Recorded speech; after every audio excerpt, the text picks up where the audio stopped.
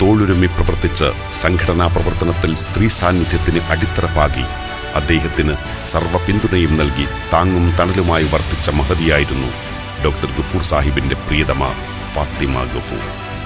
മണപ്പാട് കൊച്ചുമൊയ്തീൻ ഹാജിയുടെയും കറുകപ്പാടത്ത് കുഞ്ഞാച്ചുമ്മയുടെയും മകനായി 1929 ഡിസംബർ 25 ജനിച്ച doctor P.K. Abdul Gafoor 1984 അകാലത്തിൽ വിട ചൊല്ലിയപ്പോൾ ഭാവി തലമുറയ്ക്ക് വ്യക്തമായ പ്രവർത്തന പന്ഥാവ് വെട്ടിത്തെളിയിക്കാൻ ഇടം നൽകിയ, കൊടുങ്കാറ്റിലും പേമാരിയിലും തകരാതെ envious എന്ന നൗകയെ ശക്തമായ കരങ്ങളിൽ ഭദ്രമാക്കിയ ആ സാമൂഹിക നവോത്ഥാന നായകന്റെ ഓർമ്മകൾക്ക് മരണമില്ല. അവ ഇന്നും തൻ്റെ പുതിയ തലമുറയാൽ പ്രകാശപൂരിതമാണ്. A society that dreamed of success but lost its way in utter darkness was badly in need of a navigator to drive them to the light of knowledge.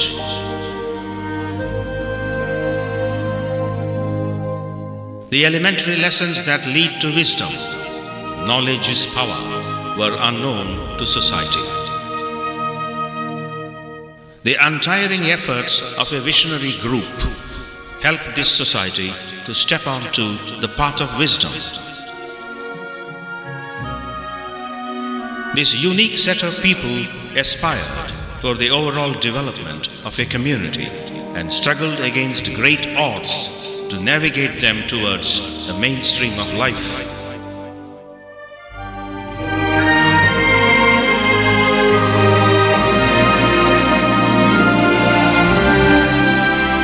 Muslim Educational Society, established in 1964, achieved a remarkable transformation in the educational status of Muslim society.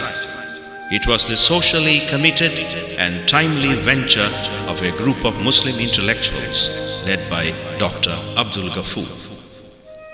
Dr. Abdul Ghafoor, the founder-president of the Muslim Educational Society, dedicated his life for an educational revolution and pledged to keep the lamp of knowledge aloft to illuminate the life of a society. Before the inception of the MES, Muslims were extremely backward and lacked sufficient educational institutions and other amenities for learning.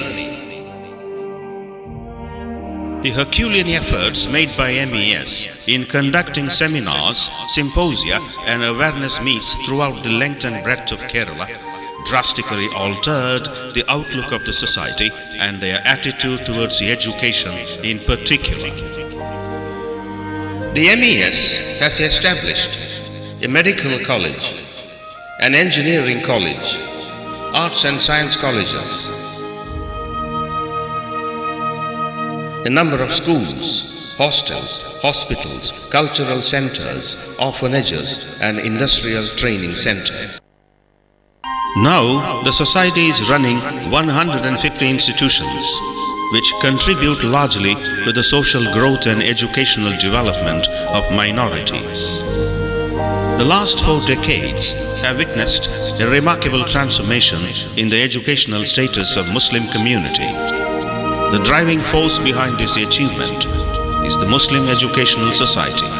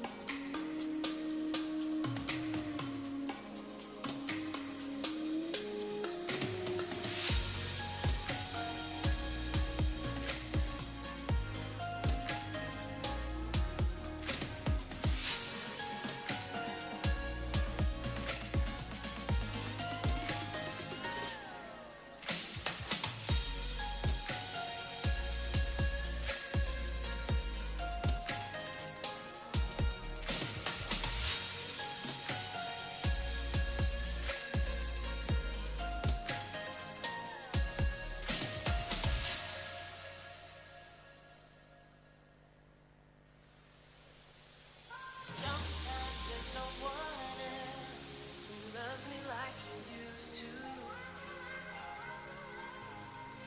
Sometimes we're not ourselves. There's no one I can turn to. And I know all the feelings that we shared are in the past. And I know your relationships are never meant to last. And I'll take some time, but I'll be alright. We're moving on, we're moving on. I know time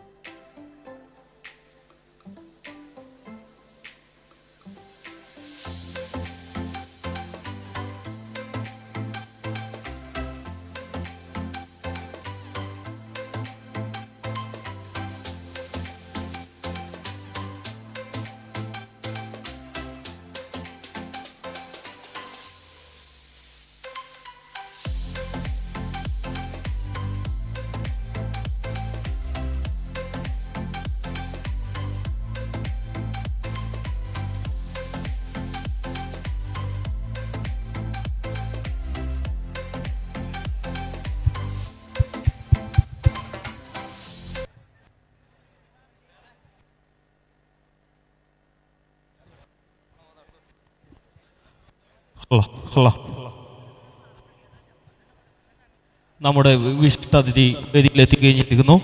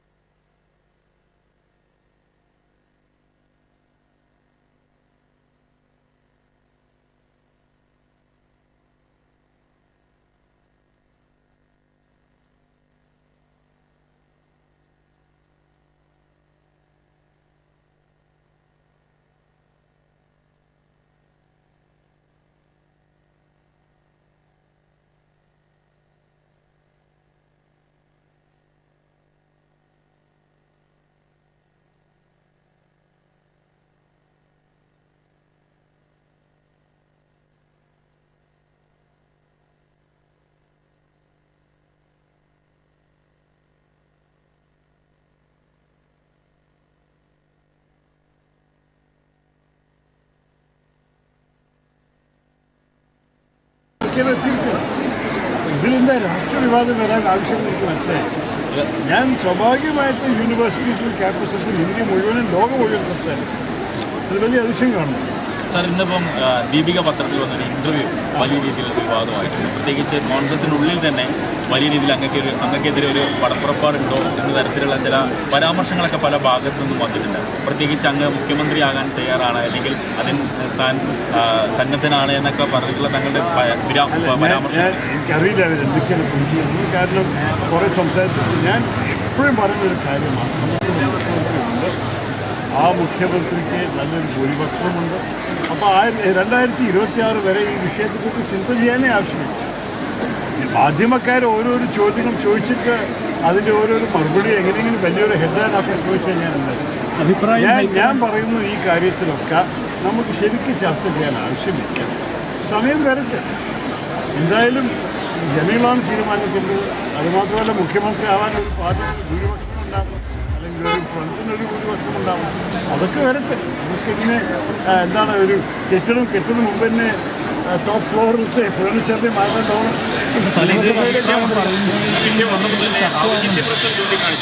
ഈ വിഷയം ഉയർന്നു വന്നപ്പോൾ തന്നെ ഔചിത്യ പ്രശ്നം ചൂണ്ടിക്കാണിച്ച് ഒരുപാട് കോൺഗ്രസിന്റെ നേതാക്കൾ രംഗത്ത് വന്നിട്ടുണ്ട്. എല്ലാവർക്കും അവർ സ്വന്തം അഭിപ്രായം പറയാനുള്ള അവകാശമുണ്ട്. സൗന്ദര്യം ഹൈക്കമാൻഡിനോട് അഭിപ്രായം പറഞ്ഞാണ് താരിഖ് അൻവർ എന്ന് തിരുവനന്തപുരത്ത് പറഞ്ഞത്.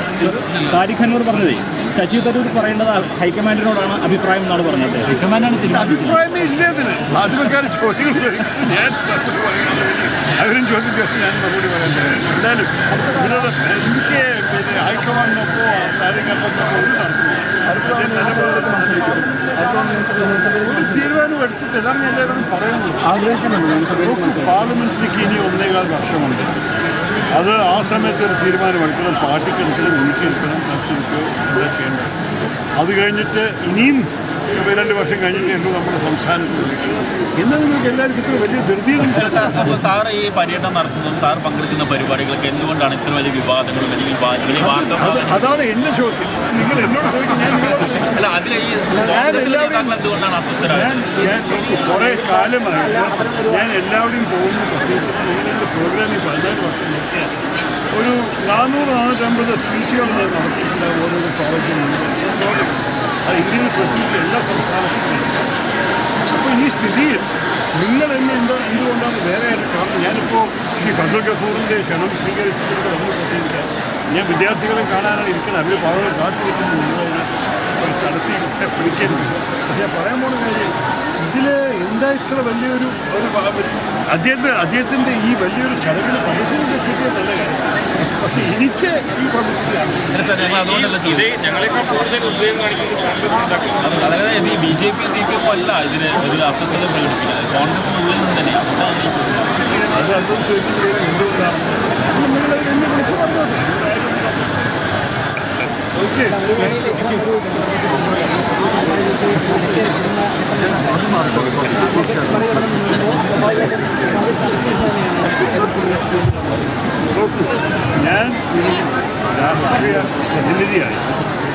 എല്ലാ ദിവസവും വലിയൊരു കടമയാണ് ജനങ്ങളൊപ്പം സമ്പർക്കം ചെയ്യാനും അവരെ ആശയം മനസ്സിലാക്കാൻ അവരുടെ ചിന്തകൾ അറിയാനും സംസാരിക്കും. ഇതൊക്കെ ഞാൻ ചെയ്യുന്നത് പ്രത്യേകിച്ച് വിദ്യാർത്ഥികളൊക്കെ വരുമ്പോൾ എനിക്കൊരു ഇൻറ്ററാക്ഷനാണ് തീരെ ഇഷ്ടം. അവരുടെ ചോദ്യങ്ങളും അവരുടെ കോമൻസും കേട്ടിട്ട് എനിക്ക് അതിനെക്കുറിച്ച് ചിന്തിക്കാനും അതിന് മറുപടി പറയാനും അതിനെ എൻ്റെ മനസ്സിലൊന്ന് കൂട്ടി വയ്ക്കാനും അങ്ങനെയുള്ള സംസാരത്തിലാണ് ഞാൻ എൻ്റെ കേരളത്തിൻ്റെ യുവാക്കളുടെ ആവശ്യങ്ങളെക്കുറിച്ചും അവരുടെ ഭാവിയെക്കുറിച്ചും ചിന്തിക്കാനൊരു അവസരം കിട്ടും. അത് ഇപ്പോൾ കുറച്ച് വർഷങ്ങളായി. പക്ഷേ ഈ പ്രത്യേകിച്ച് ഇന്നാളൊക്കെ കാണുന്ന കാര്യങ്ങൾ നമ്മളുടെ യുവാക്കളെ സംസ്ഥാനം വിട്ടുപോകേണ്ട ഒരു സ്ഥിതി. ഗ്രാജുവേഷൻ കഴിഞ്ഞിട്ട് അന്യ സംസ്ഥാനത്തിലോ അല്ലെങ്കിൽ അന്യ രാജ്യങ്ങൾക്ക് പോകാനുള്ള ഒരു ശ്രമം. അപ്പോൾ എന്തുകൊണ്ടാണ് കേരളം അവർക്ക് ഒരു അട്രാക്റ്റീവ് സ്ഥലമായിട്ട് കാണുന്നില്ല? എന്തുകൊണ്ടാണ് നമ്മൾ അവർക്ക് അവസരം കൊടുക്കാത്തതുകൊണ്ട് തന്നെ ജോലി ചെയ്യാനും നന്നായിരിക്കാനും ഇതൊക്കെ ചോദിക്കണം. അപ്പോൾ ഇതെല്ലാം വിദ്യാർത്ഥികളൊപ്പം കണ്ടിട്ടാണ് ഞാൻ ചെയ്യുന്നത്. ഇതിൽ ഞാൻ എൻ്റെ അഭിപ്രായത്തിൽ ഒരു വ്യക്തിയായിട്ടും ഒരു രാഷ്ട്രപ്രതിനിധിയായിട്ടും ഇതിൻ്റെ ജോലി ചെയ്യുകയാണ് എൻ്റെ ഒരു കടമ. അപ്പോൾ സാറേ ഇനിയിപ്പം കേരളത്തിൽ കോൺസെൻട്രേറ്റ് ചെയ്യാം.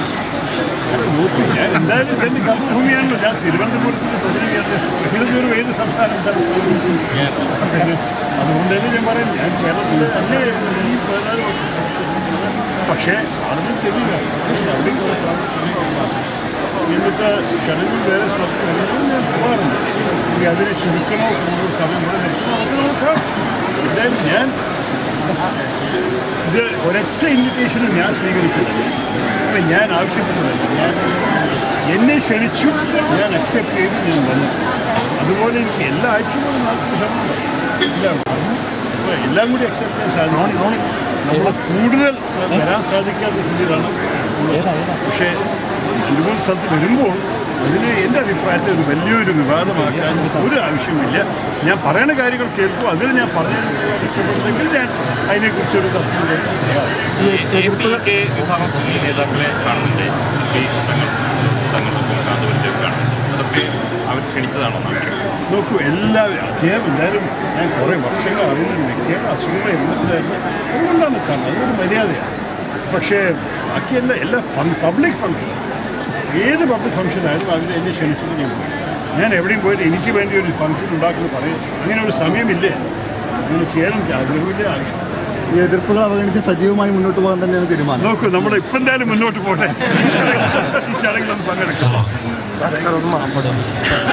നമ്മുടെ വിശേഷാതിഥി എത്തിച്ചിട്ടുണ്ട്.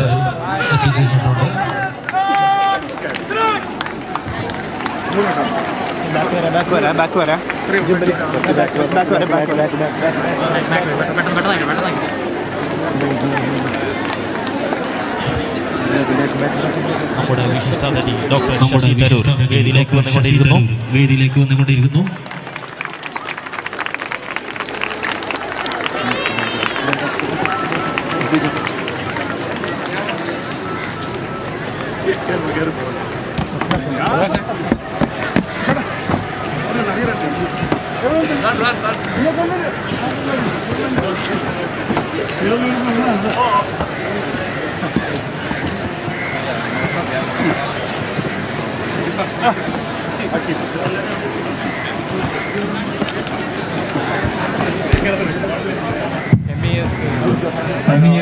സംസ്ഥാന ഭാരവാഹികൾ സ്റ്റേജിലോട്ട് വരണം.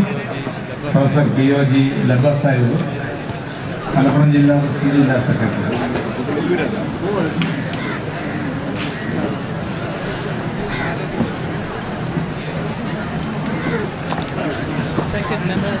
Respected members of envious Medical College and Muslim Society, we proudly welcome you to the 40th commemoration of Professor Dr. P.K.Abdul Gafoor. Today on this day, we remember the founder of Muslim Education Society, and we remember the ethics and principles on which this Academy of Medical Sciences was built on. We are honored to have the member of Parliament, Dr. Shashi Tharoor, as our speaker and orator for the day. And he will be speaking on the subject And of we will Indian be speaking on the subject of Indian Constitution perspectives. And we will also get a chance for our students to interact with our Honorable Sir. So without no further ado, we start our program. I invite Mr. K.K. General Secretary of envious Kerala for the welcome address.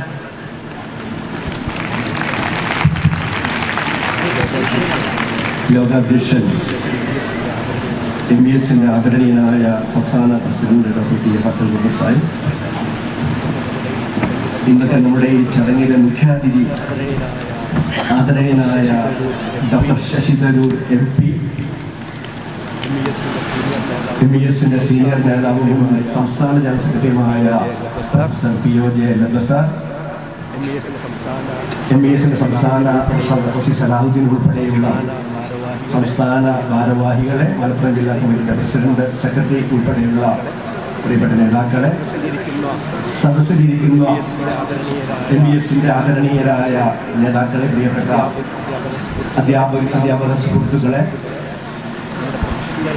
നമ്മുടെ professional കോളേജിലെ വിദ്യാർത്ഥിനികളെ, പ്രിയപ്പെട്ട സുഹൃത്തുക്കളെ, MES-ന്റെ സ്ഥാപക president professor doctor P.K.Abdul Gafoor സാഹിബിന്റെ 40ാമത് ചരമവാർഷികത്തോടനുബന്ധിച്ച് നമ്മൾ ഈ programme conduct ചെയ്തിരിക്കുന്നത് Indian constitution perspective എന്ന സബ്ജക്റ്റാണ് നമ്മളിവിടെ ചർച്ച ചെയ്യപ്പെടുന്നത്. അത്തരമൊരു വിഷയം ചർച്ച ചെയ്യാൻ ഏറ്റവും അനുയോജ്യനായ ഒരു വ്യക്തിയെ തന്നെയാണ് നമുക്ക് ലഭിച്ചിരിക്കുന്നത്. നമുക്ക് അതിൽ അനൽപമായ ആഹ്ലാദവും സന്തോഷവും എന്ന് പറഞ്ഞുകൊണ്ട് ഞാൻ എൻ്റെ കർത്തവ്യത്തിലേക്ക് കടക്കുകയാണ്. ഈ ചടങ്ങിൽ അധ്യക്ഷത വഹിക്കുന്നത് ഡോക്ടർ P.K.Abdul Gafoor സാഹിബിന്റെ MES-ന്റെ 6 പ്രാവശ്യം നിരന്തരമായി തുടർച്ചയായി MES-ന്റെ സംസ്ഥാന പ്രസിഡന്റായി യാതൊരു എതിർപ്പുമില്ലാതെ തെരഞ്ഞെടുക്കപ്പെട്ട ഇൻസ്റ്റിറ്റ്യൂട്ടിന്റെ ഡയറക്ടർ കൂടിയായ മെഡിക്കൽ കോളേജ് ഡയറക്ടർ കൂടിയായ ആദരണീയനായ ഡോക്ടർ Fazal Ghafoor സാഹിബ് ഇന്നത്തെ ഗംഭീരമായ ചടങ്ങിൽ അതിഥിയായി ഈ വിഷയത്തിൽ എന്ന വിഷയത്തിൽ ഗഹനമായ ചിന്തകൾ നമ്മളുമായിട്ട് പങ്കുവെക്കുന്നതിനെത്തിയ MP ഡോക്ടർ ശശി തരൂർ അവരെ ഞാൻ വളരെ ആദരപൂർവ്വം ഈ ചടങ്ങിലേക്ക് സ്വാഗതം ചെയ്യുന്നു.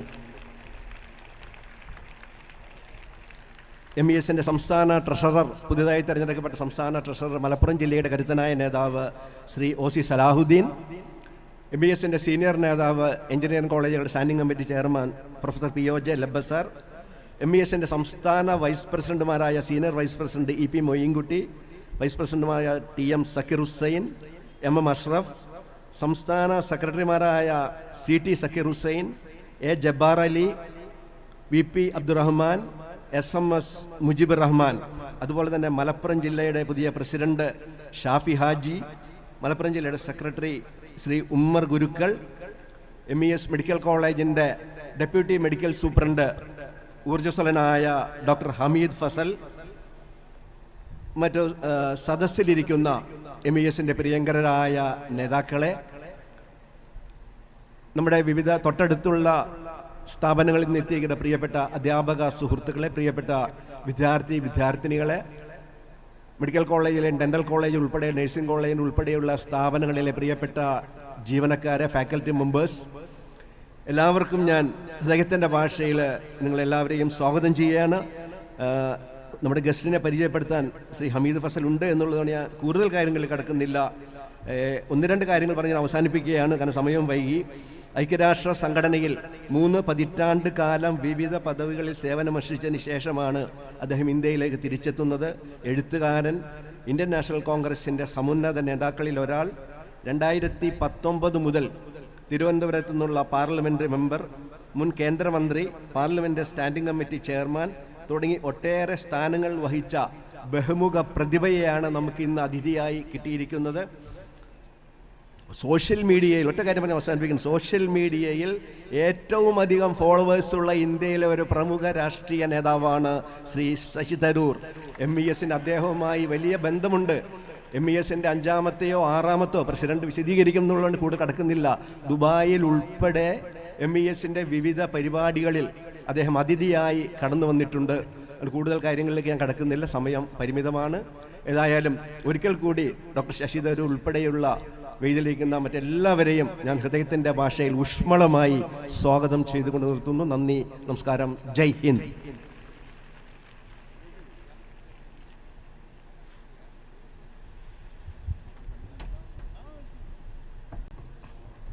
I now invite our beloved President of MES Kerala and Director of MES Medical Academy Sciences, Dr. P. Fazal Ghafoor, for the presidential address.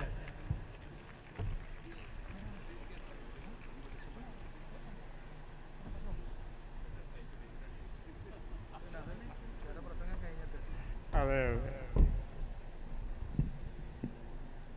ബഹുമാനപ്പെട്ട MESൻ്റെ സുഹൃത്ത് ശ്രീ ശശി തരൂർ, വേദിയിലുള്ള മറ്റ് വിശിഷ്ടാതിഥികളെ, MES പ്രവർത്തകരെ, നമ്മുടെ സ്ഥാപനങ്ങളുടെ വിവിധ പ്രതിനിധികളെ, വിദ്യാർത്ഥികളെ,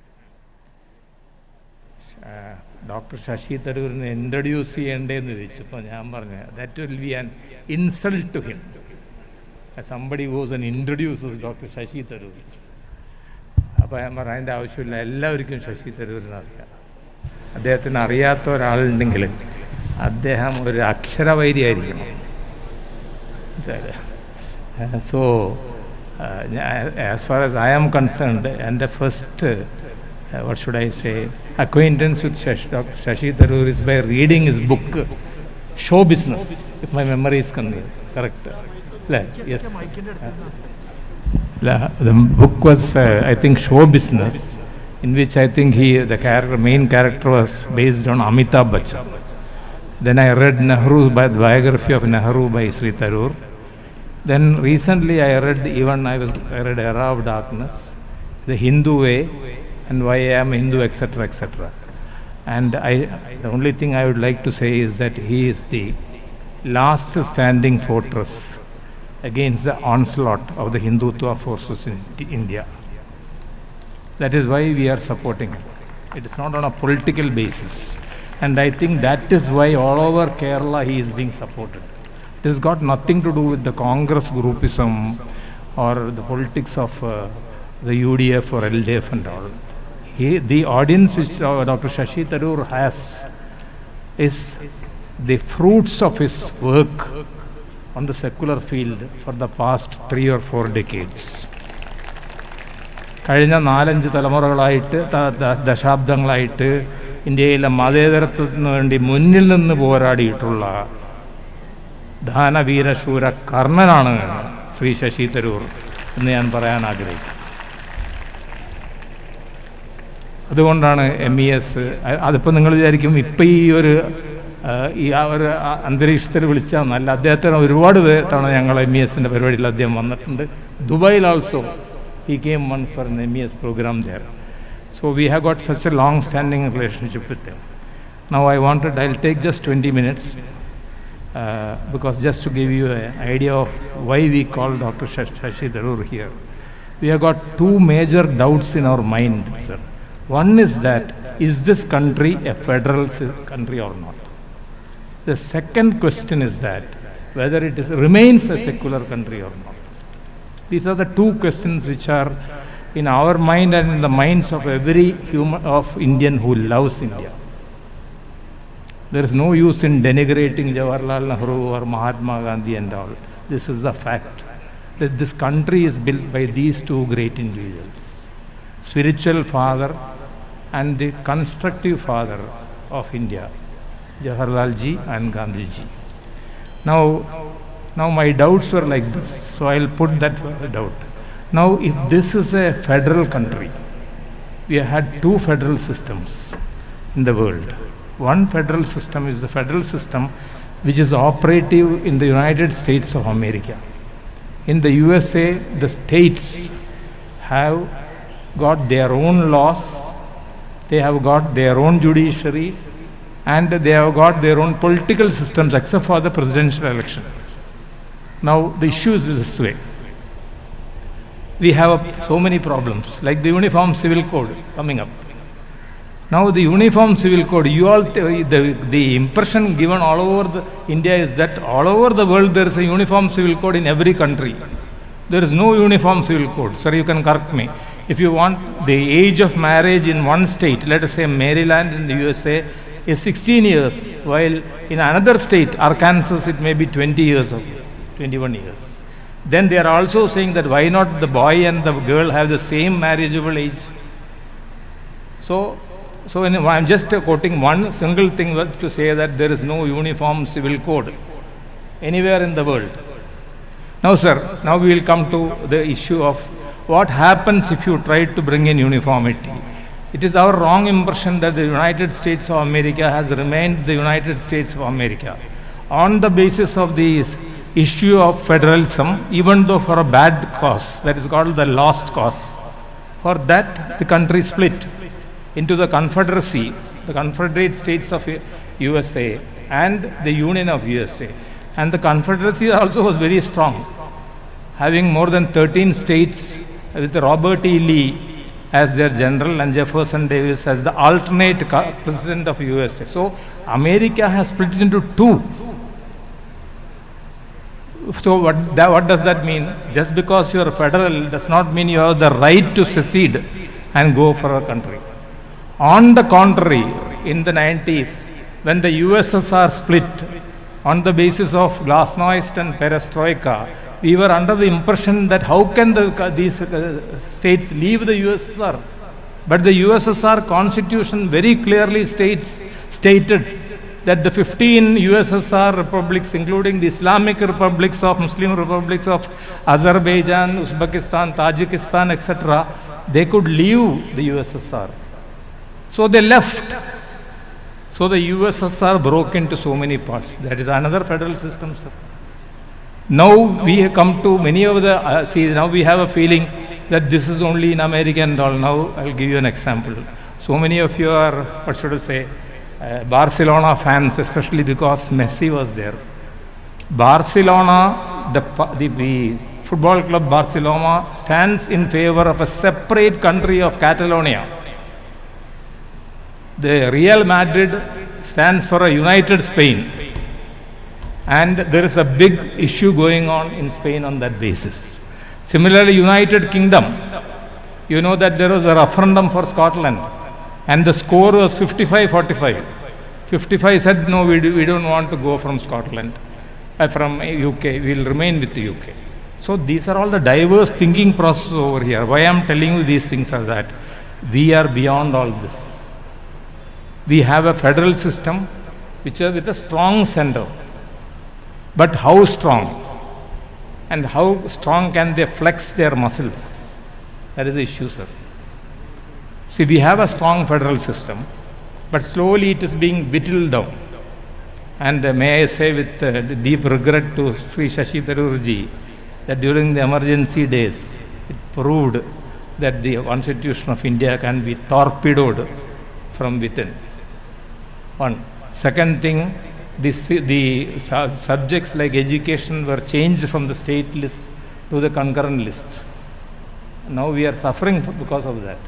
So now where are we heading as far as the federal state is concerned? Are we a federal? See Ponnaiyan, who was law minister in Tamil Nadu, was my close friend. So he used to say, don't tell central government Fazal, it is union government. So it is a union of India. It is not a central government of India, it is a union of India of various states. Now the various governors who are there, including our dear friend sitting in the Trivandrum Rajbhavan, they are challenging the federal system. So this is also an issue for us.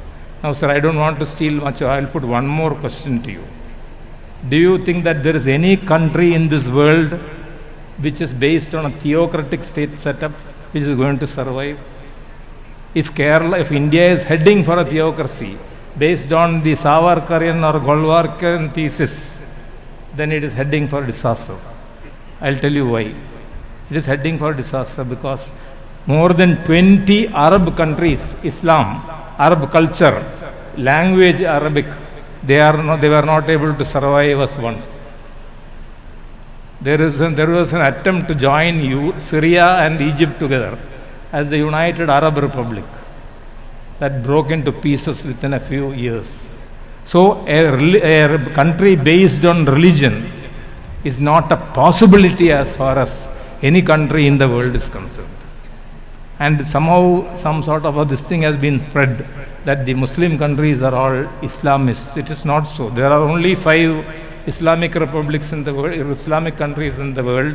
They are not democracies, they are all some sort of theocracies or monarchies, including the Salafi country of Saudi Arabia the Shiite country of Iran and the military Sunni country of Pakistan. All the other countries are secular. So this is a wrong concept which you have got, that the Muslim countries are all Islamic republics. When Muhammad Ali Jinnah was asked by Maududi after independence whether this country is secular or not, he said it will never become an Islamic state. Then Maududi got up and abused him, and it was said that he was sent to jail for that. I don't know that story, whether it's true or not. However, the issue is that, before us, the issue is that, is this country heading for a theocratic state? Now, I'll finally end my words, sir, saying that there is nothing in the Constitution of India, there is nothing in the governance of India which is against Hindu hit. There is nothing. All Hindu interests are being taken care of in this country, including what is said in the directive principles regarding cow slaughter, etc., etc. I don't think there is anything going on in this country which is anti-Hindu. But unfortunately, somehow, pro-Muslim is being turned into anti-Hindu. I don't know how you turn it around.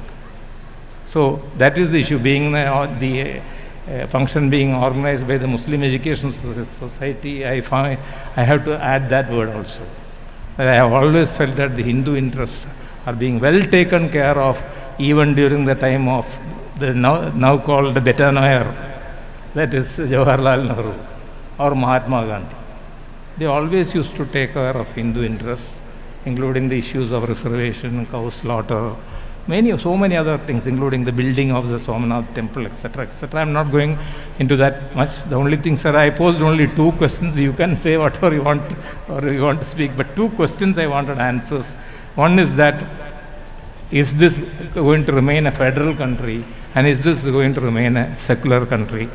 Thank you very much, sir, for attending our function. And Shashi ji was asking me whether he should speak in English or not, or in Malayalam. I said all the people over here understand English, and they would like to listen to your English, which is so sweet. See, they want the English-speaking Shashi Tharoor. In the politics, we can use the Hindi, Malayalam-speaking Shashi Tharoor. Thank you, sir.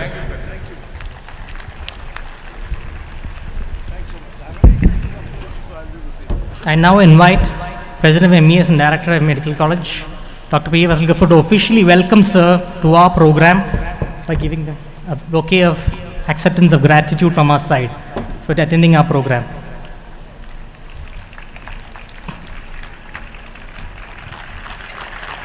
I also invite our aided school chairman, V.A. Hamsakoya, to please stage and state and give on behalf of MES.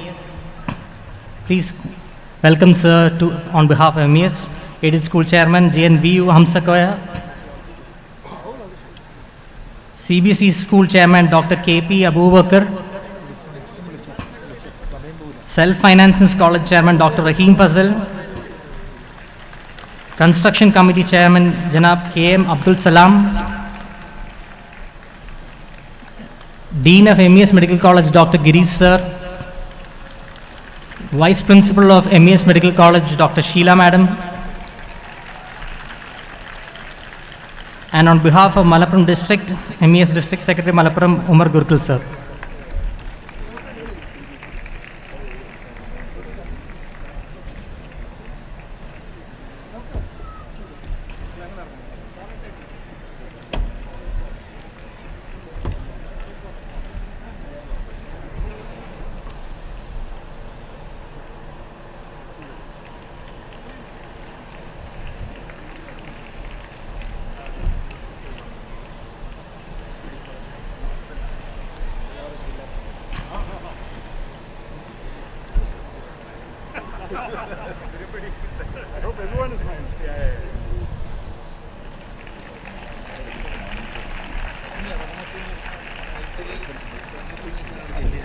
Engineering College Principal Rahmatul Nisa. Madam, please.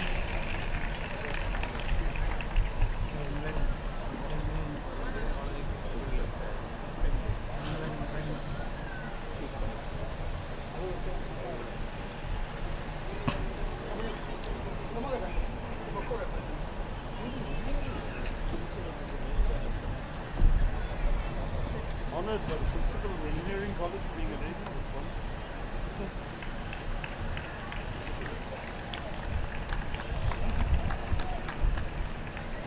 So we begin with our official program. Please be seated.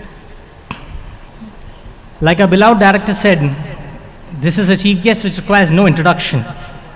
But so today I'll be taking a different note on this. I'll be introducing the chief guest on behalf of all of us, the young generation and the students of campus of MES Medical College. Dr. Shashi Tharoor sir was born on March 9, 1956 in London, and he is a prominent Indian diplomat and politician. And he is serving a third term in the Lok Sabha from Trivandrum constituency. After almost 3 decades in the United Nations, serving also under Secretary Kofi Annan, who we all remember from our school days, he was the face of the United Nations for Indian citizens worldwide and spurred the dream of young Indians who wanted to represent India at the global stage. His young, spiriting image of speaking at the UN gave birth to many model United Nations across Indian college campuses. Mr. Tharoor, after his leadership race to the UN top post, would do a Garvapasi and then come back home to serve his people and his homeland. He contested from Trivandrum in 2009 to the parliamentary post and later went on to be appointed as Union Minister of External Affairs and as well as Union Minister of HRD during the UPA reign. His work in Trivandrum has revitalized the city and brought Trivandrum back to its glory days and uplifted it to a stature worthy of the state capital. He is a true reformist, secularist with ideas similar to the ones enshrined and cherished by the Muslim Educational Society. He has shared many platforms with MES in the past years and has constantly been an ally in MES's fight for progressive change for the community. He is truly a marvelous mixture of Gandhi's ideology and Nehruvian principles, recognizing the need for a secular, plural, progressive state in India and an inclusive state. He remains a strong vocal supporter for women's rights, their freedom of speech and their representation in politics, especially coming from a state where women remain in majority. His progressive nature and the education of women and their employment align with the Muslim educational motto, Muslim Educational Society's motto of educate all, empower all. He is also the advocate for breaking the taboo of professionals in politics by giving birth to the Professional Congress and employing experts in solving the country's problems. His encouragement has brought forward a slew of young professional politicians, especially important in a country with the world's youngest population. He is one of the first few politicians who recognize the importance and power of social media in today's socio-political fabric and remains one of the most followed and loved politicians in all platforms, with others scampering up to catch up with him. He remains one of the most successful published authors with his recent books, The Battle of Belonging, Questioning the Directions of the Nation and Patriotism. And his book, An Era of Darkness, brings to light the impact of the British Empire, and he remains the one Indian that continues to shake up the British Empire even after independence. Hopefully his efforts end up in the return of the Kohinoor Diamond. He is one of the most sought after orator, constantly being the face of literature festivals, including the Kerala Literature Festival occurring this week in Calicut. His presence in youth conclaves remain an informative treasure trove for today's tech-savvy youth. He is a master in the arts of vocabulary, where his pronunciations and his usage of English vocabulary has flummoxed Mallus and flooded WhatsApp groups of our parents. No one would dare challenge him to a game of Scrabble other than our beloved director perhaps. It is an astonishment that the MES State President and beloved Tharoor sir shares so many hobbies and common grounds, but the constant question remains, how do they manage time for all such activities? His political slogan, Think Tharoor, Think Tomorrow, resonates like Obama's Yes We Can. His followers refer to them as Tharoorians, perhaps an ode to the Gandhians and Nehruvians. Today, MES Medical College welcomes you, sir, to our humble campus of more than 2,000 students of medical, dental, paramedical, nursing, arts, and even a school.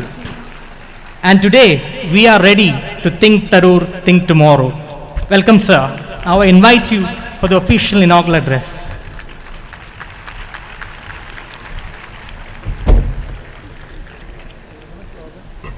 Thank you very much, Hamid Fazal, for that wonderful and generous introduction. I must say that it's amazing to see this huge audience assembled in this Maidan here today. And I thank you all for coming, and even more for having to wait. I'm afraid it took me much longer to get here than we had planned, and my apologies to all of you who've had to stay long. I hope to make up for that in a certain amount of focused and concise brevity on the important issues before us today. So our dear President, my friend, Dr. P.A. Fazal Ghafoor, Dr. Hamid Fazal, Mr. O.C. Muhammad Salahuddin, Mr. K.K. Kunju Moideen, other distinguished figures on the dais, in the audience, and of course, my dear Sahodri Sahodaranmare, എല്ലാവർക്കും എൻ്റെ വിനീതമായ നമസ്കാരം. ആ വിനീതമായ നമസ്കാരം പറഞ്ഞ ശേഷം ഞാൻ വീണ്ടും ഇംഗ്ലീഷ് പറയാൻ പോവാണ് കേട്ടോ. Since Dr. Fazal Ghafoor himself spoke on these challenges in English, it would be easier. But you know, I was going to raise a number of different perspectives on the Constitution. But before that, I would like to pay a brief tribute to Dr. P.K.Abdul Gafoor himself, whose 40th Charama Varshika we are looking at today. It's a sad occasion when you realize how much this great gentleman accomplished in such a short span of time. When you realize that he passed away of a heart attack while examining a patient, so on the job as a doctor, at the age of just 53. And for me, I had a special feeling about this because he was exactly 1 week younger than my own father. He was born the same month of the same year. And I lost my father at what I thought was too young an age at 63, 10 years later. So when I see that my friend Fazal had to suffer this very sad bereavement of losing your father at the age of 53, my heart goes out to him. But what a lot he packed into such a brief life. This is a man who has acquired distinguished medical qualifications, somebody who went and became first a member, then a fellow of the Royal College of Physicians in England, a very prestigious medical qualification, somebody who taught as a professor at some of the most impressive medical colleges of our state, who then resigned his responsibilities in government service to take on the task of building up the MES from next to nothing to a point where the Muslim Education Society in Dr. Abdul Ghafoor's own lifetime became an immense nationwide organization with branches everywhere and a large umbrella covering 150 institutions, including no fewer than 35 colleges and I think 70 odd schools. It's an astonishing achievement. And to think that so much was done by such a young man makes us keep thinking, what more might he have accomplished had he been able to live the full life that so many of us look forward to these days at a time of medical advances. But I'm sure that Fazal feels that his father died as he lived in service of humanity, in working for people. He was literally examining a patient when he passed away. And today we must all bow our heads in respect for his memory. Let us remember Dr. Fazal Ghafoor for a brief moment of silence.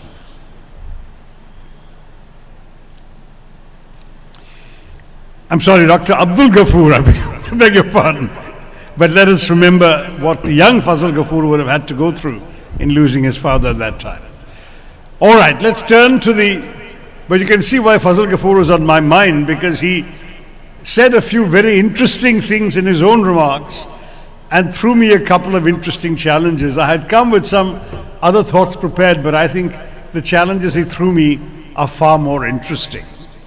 When you look at the two particular issues of the Indian Constitution that he raised, they're not the only ones, and I'm going to start by trying to situate the Constitution in a broader context, and then I will respond specifically to the two challenges that Dr. Fazal Ghafoor threw before us.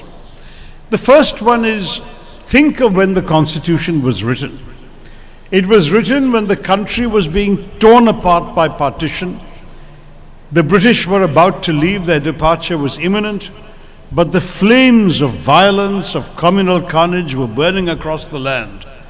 And at that time, the Constituent Assembly was sitting in what is soon going to stop being our parliament, and a new parliament is being built by this government. But in that Constituent Assembly, you had a large cross-section of Indian opinion debating what kind of country our India was going to be. And what to my mind was absolutely striking about this was that at one point there was a whole debate about whether the Constituent Assembly should even meet and discuss in the absence of the Muslim League members who were boycotting the Constituent Assembly in pursuance of their demand for a separate state of Pakistan. And a number of prominent Hindus, including Dr. Ambedkar, actually said we should not meet, we should not discuss, because we should all go along together. It was only when partition became a fait accompli and it was very clear that Pakistan was going to be created after the government, the British Raj, announced that decision. Only then did the Constituent Assembly start its serious deliberations in 1946 on the future of the country. So that is the background under which this constitution was being prepared.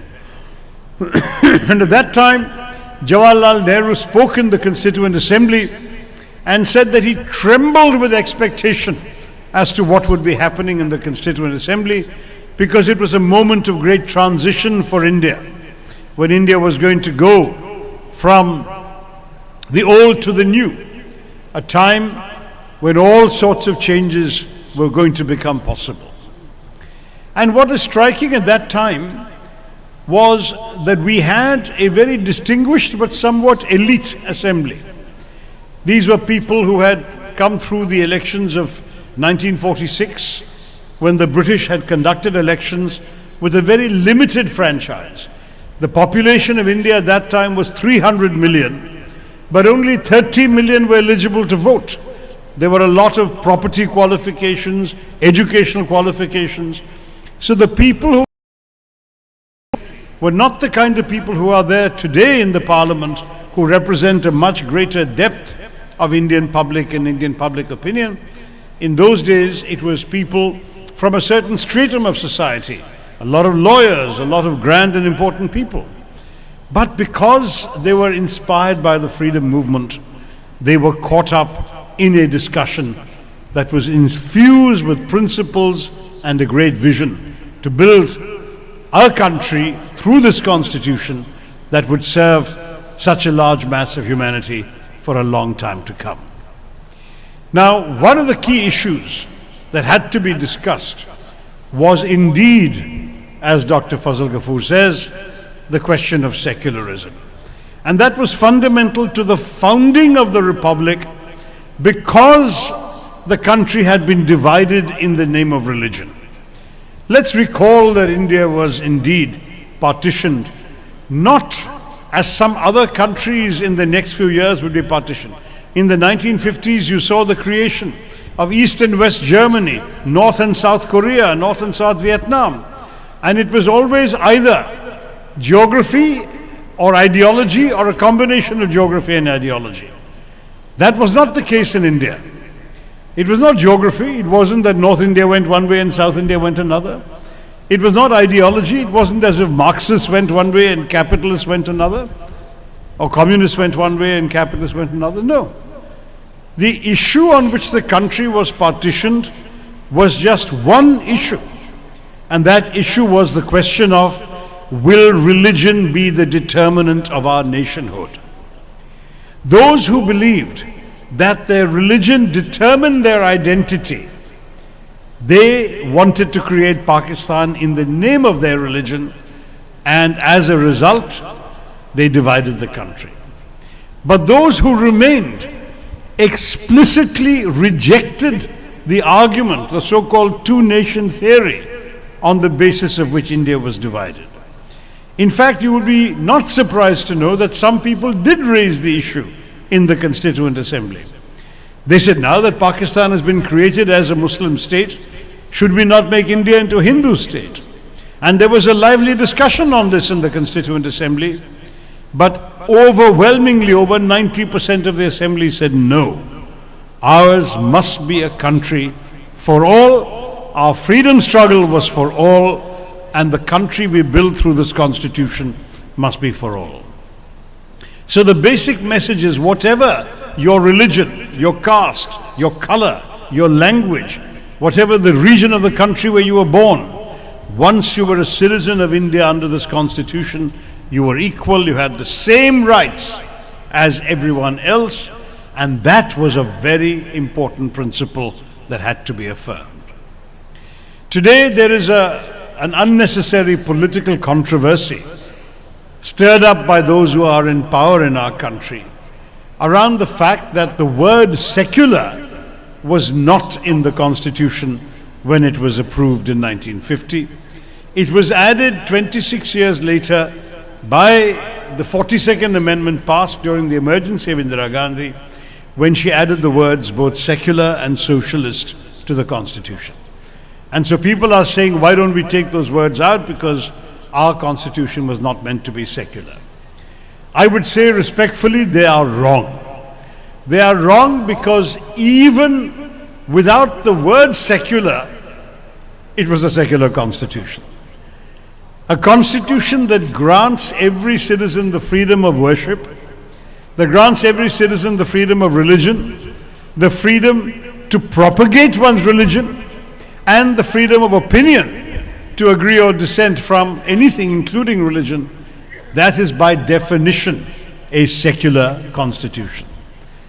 So if our dear friends who are in power today remove the word secular, I can assure you the Indian Constitution cannot cease to be secular. And then on top of that, there is one more concept that upholds our secularism, and that is the doctrine propounded by the Supreme Court justices way back in the 1970s in the Keshavananda Bharati case, the doctrine of the basic structure of the Constitution. They said you can amend anything you like, but you cannot alter the basic structure of the Constitution. Which means you cannot change India from a democracy by amendment. You cannot change India from a secular country by amendment. You cannot change India from a federal country by amendment, because that would be a violation of the basic structure. So this has put us in a situation where, though Dr. Fazal Ghafoor's concerns are justified, and I'll explain why in a minute, the constitutional position is that there is nothing to fear. But you know, it's very interesting that Dr. Ambedkar, who was chairman of the drafting committee of the Constitution, famously said that a constitution is only as good as the people who run it, and that a good constitution can be really wrecked and messed up by bad people, and a bad constitution can be made good by good people. And that is a fact that, as he pointed out in the Constituent Assembly, is inescapable. What we are seeing today is not an erosion of secularism by constitutional amendment, but rather an erosion of secularism by politics. And that is something where I would have to say I appreciate the concerns expressed by Fazal Ghafoor.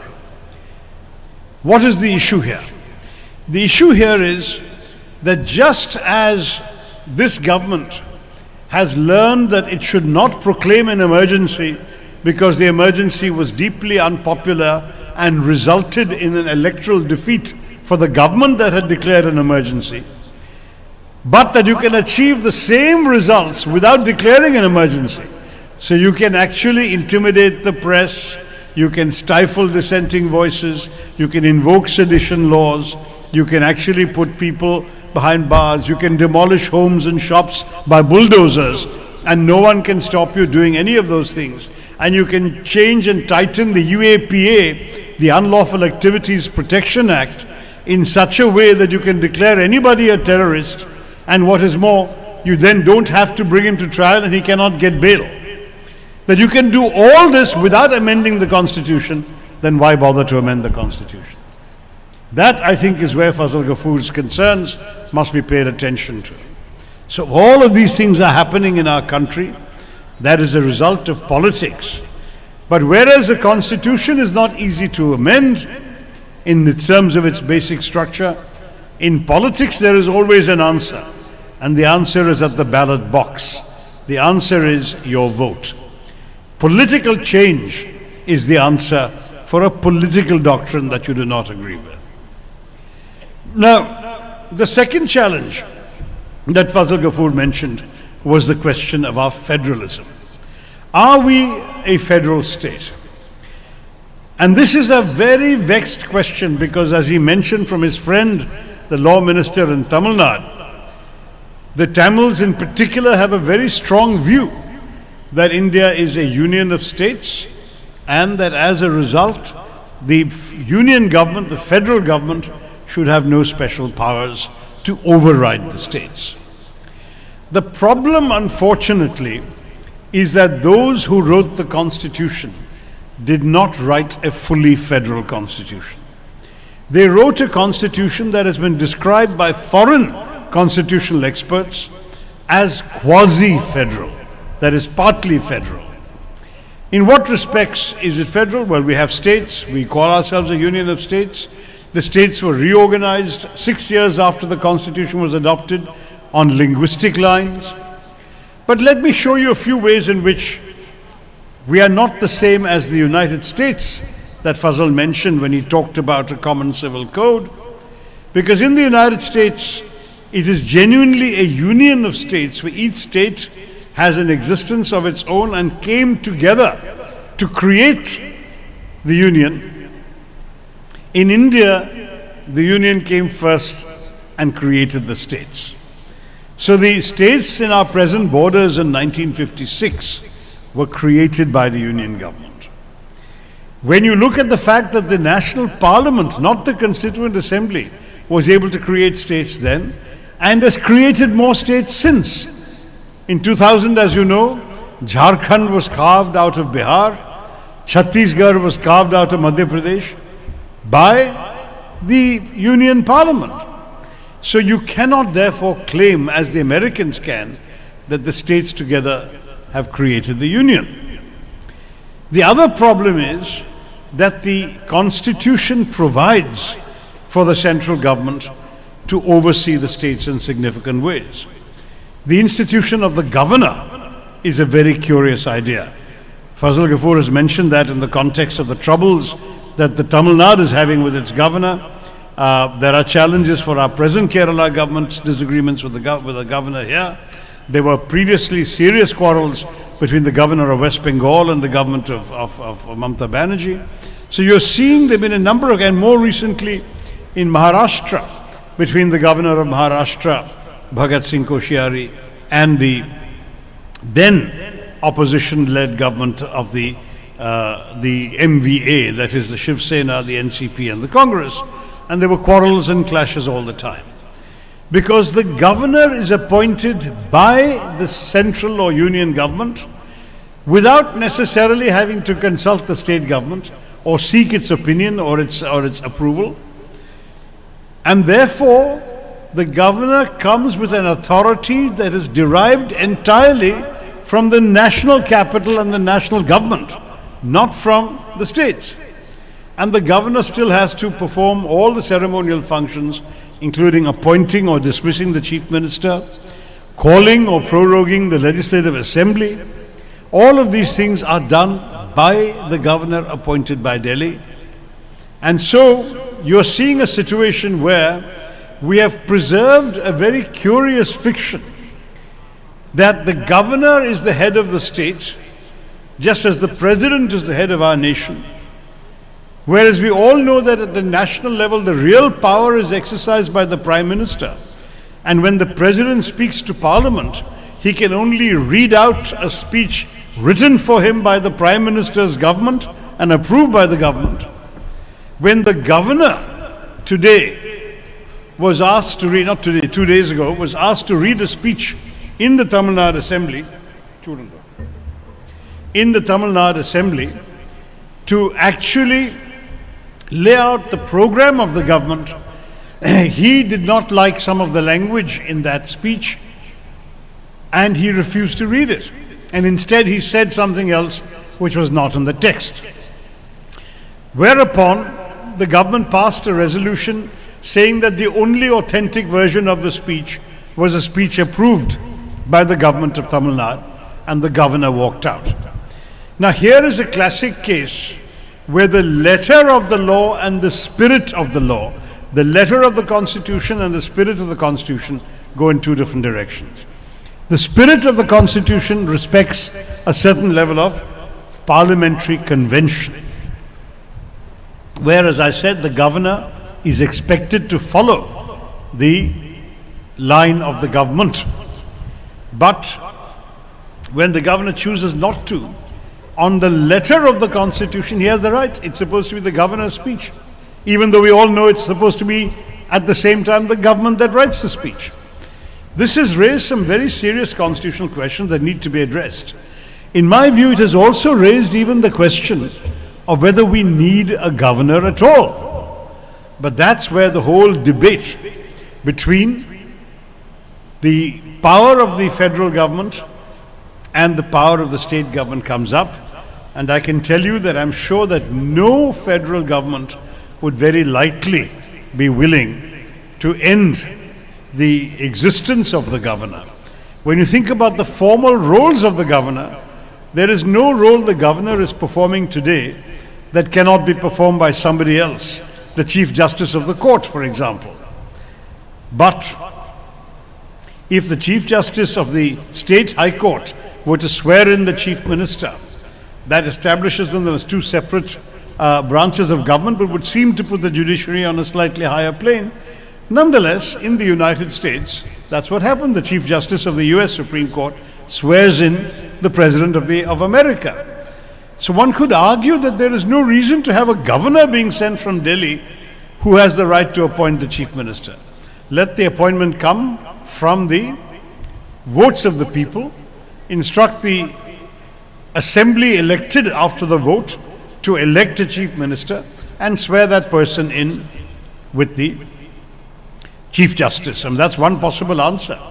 And a lot of the ceremonial functions can be performed by all sorts of ministers and Chief Minister himself, rather than having a governor with all the privileges there. It's not an argument that I'm advancing as the only possible course of action, but I'm saying it's a legitimate question to ask whether we actually need a governor at all in any of the states. Now, that's on the question of federalism. There's much more to be said because we've had various ups and downs. You've had, for example, the question of the GST, which actually has in some ways diluted the taxation powers of the states, because it's a nationwide tax agreed by a nationwide council on which the state's finance ministers are represented, but where the overwhelming power lies with the central government. So federalism being gradually eroded is true, but the elements for that are in the Constitution. For example, Article 356 of the Constitution allows the government in Delhi to dismiss a state government. They can say, for example, law and order is not being maintained, and put the state government under president's rule. We've seen that a few years ago in Kashmir. In the old days, we saw it very often in many states, most famously and for the first time in Kerala in 1959, after the Vimochana Samaram, there was a decision made to dismiss the state government of Kerala.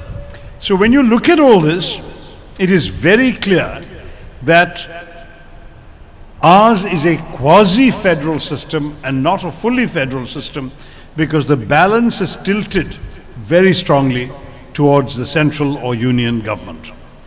Now, there's a conversation we can have forever, but we don't have time. Let me move on. In addition to the two issues Fazal Ghafoor raised, I want to mention a couple of perspectives on the Constitution in addition to that before I wind up. The first point worth making is that one of the most significant developments in the Constitution was the expansion of Indian democracy. And that is, as I mentioned to you, only 10% of the population was actually eligible to vote in the 1946 election on the grounds of property and education. But our constitution very far-seeingly granted the right of universal franchise to every citizen of India above the age of 21 at that time, and subsequent to an amendment brought by Rajiv Gandhi, it's now above the age of 18. Whether you are educated or not, whether you own property or not, you have a stake in this country and you have the right to vote. That was an astonishing decision when you realize that the British left us with a literacy rate of just 16%.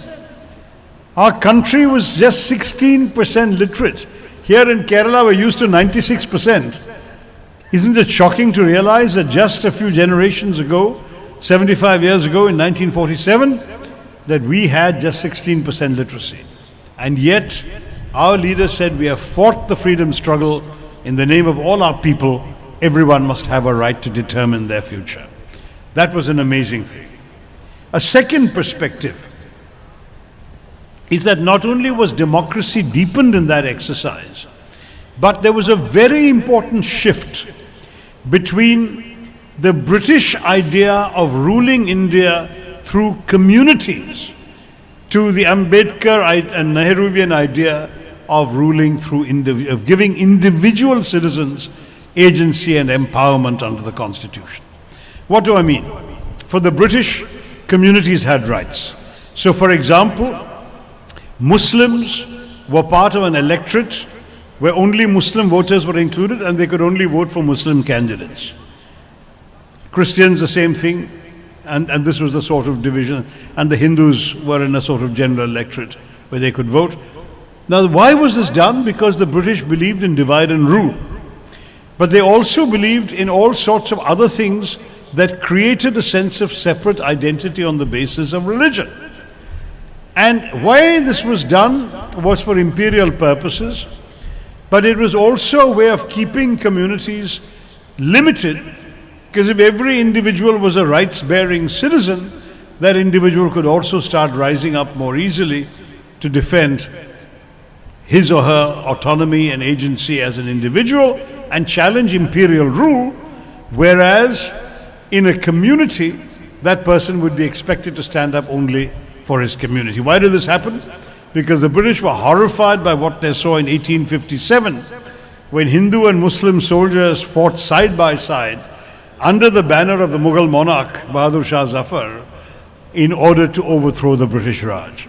And though the British quelled that so-called mutiny, which really was the first Indian revolt, though they quelled that revolt in a very brutal and bloody suppression that took more than a year and a half, nonetheless, they learned from that the lesson that if you allow Hindu-Muslim unity or unity of communities again, then our rule would be under threat. So what the Constituent Assembly did, Ambedkar and Nehru and all the others, was to say, no, we will insist that the individual has autonomy and agency. The individual citizen has rights. And those rights include the right to vote, but also the right to dissent from their communities. And that's also very important. So if you look at the way the Constitution has been framed, it was also an act of educating people in their own rights. People were to discover through the Constitution their right to acquire, if you like, their sense of their own political destiny and their own legal personality within our democracy. Now, the expansion of democracy that I spoke about also involved an expansion of rights. So what did you see, for example, as recently as the UPA government of 2004 to 14?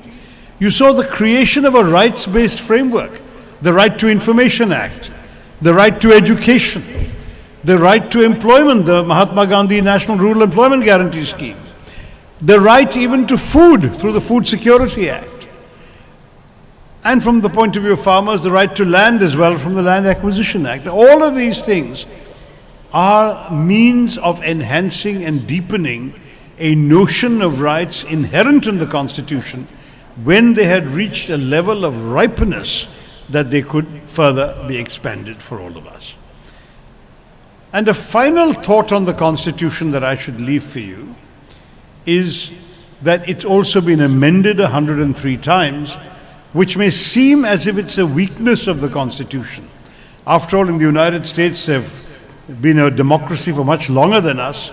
Since 1789, they adopted their Constitution, and yet they have barely got 22 or 23 amendments. Whereas we in India have 103 amendments in just 75 years, and they've got 23 in 250 years.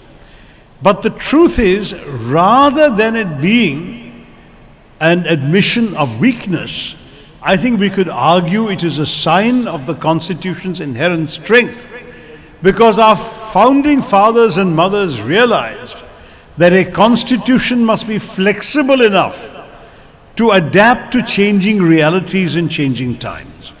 And so, because India was going to go through changes that they could not foresee in the late 1940s, they did not make it too difficult to amend the Constitution when necessary, but as the Supreme Court will say, within the basic structure concept, to take things into a greater freedom.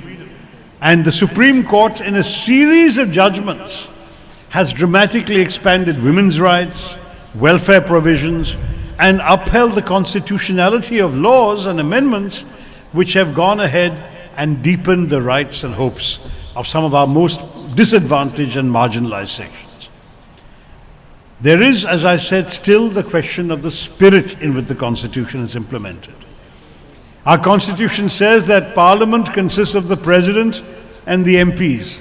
Doesn't mention the Prime Minister there. But when the Bhumi Puja was to be done for the new Parliament building, it was the Prime Minister who conducted it, and there was no sign of the President.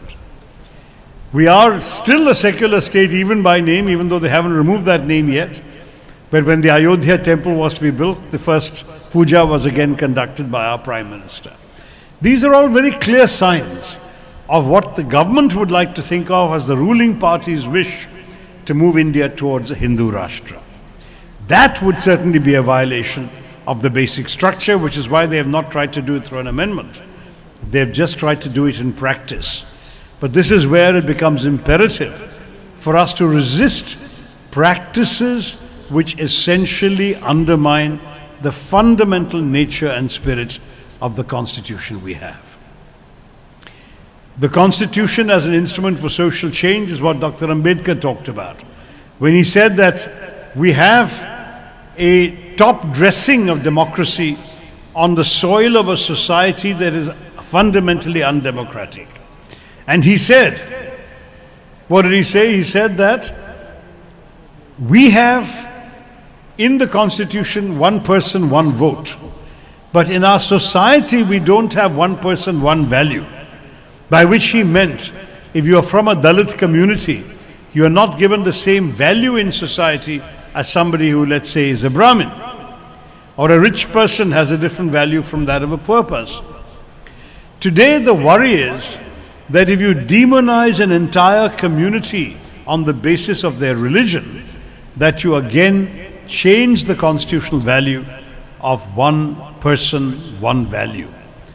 To my mind, we must stand up for an idea of India where everyone is equal, an idea in which everyone has a value that is indistinguishable from the next citizens, where it doesn't matter if you're a man or a woman, if you're a Muslim or a Hindu, if you're a Keralite or a Bengali or from UP, none of these factors, if you speak Hindi or you speak Tamil, none of these things should make a difference, because the Constitution ensures that it cannot make a legal and constitutional difference, and that every citizen, and under all these labels, has the same rights in our society. That, to my mind, is the idea of India that is embedded in our Constitution. It is an idea that is well worth fighting for in our democratic politics, in our universities, in our classrooms, and in a society like ours here in Kerala, which has thrived on diversity, on pluralism, and on a consciousness that we as citizens of this proud country have rights that we can stand up for, that we can affirm, and rights that no one, no government can take away. Dr. Ambedkar actually said, let us remember that all majorities are temporary. He said this in a famous speech he delivered when the Constitution had finally been agreed in November 1949. He said, all majorities are temporary. Let not the majority think that theirs is a permanent majority. Every Indian citizen has rights, every minority has rights that cannot be taken away by the majority, because the majority is by definition temporary. That is a lesson we must remind some people of in Delhi. Let us remember that if we need to remind them, it's not only through speeches and forums and arguments that we can do that. We also have the power of the ballot box, and that's only a year and a bit away. Thank you very much for listening to me. I thank you all once again in memory of Dr. Abdul Ghafoor for having me here on this very special occasion. Nandi Namaskaram. Jai Hind. Thank you, sir. We now move on. Now we have a interaction session with the students and teachers. People who would like to discuss any subject with Dr. Tharoor. Any subject, because I think he knows most of the subjects under the sun, except probably except scientific subjects. So they are requested to come forward. Is there a mic going around? I mean, is there a mic you're going to give me? Yeah.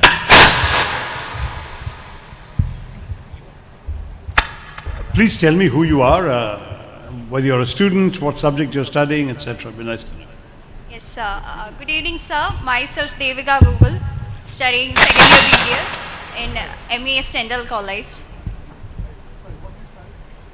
Second year BDS, sir. I'm a BDS student. Great, go ahead. Please go ahead.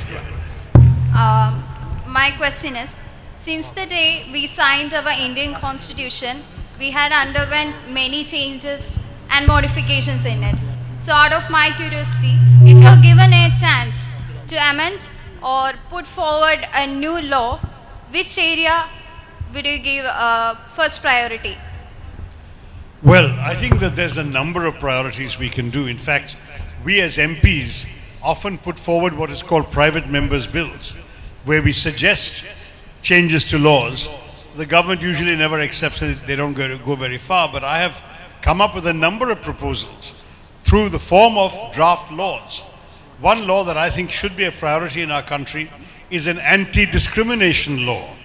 It should not be possible in a democracy like ours for someone to say, I will not rent my house to a Muslim, which is happening in some places in our country in northern India. It should not be possible to say, I will not admit to my college a homosexual. That should also be illegal. It should not be possible to say that somebody who has perhaps gone through a sex change operation will not be given a government job. It should not be possible to say that a disabled person will not be given access to every building that is providing taxpayer services as government buildings have to.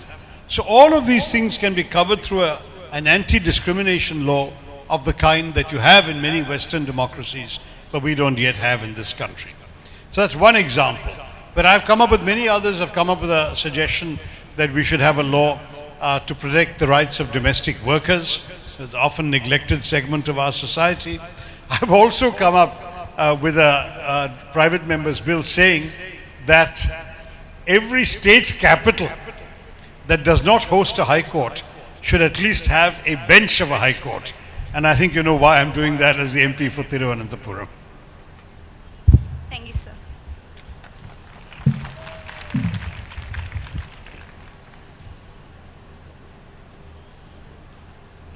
There is a microphone right in the audience. Anyone who wants to ask, you can come up and line up behind.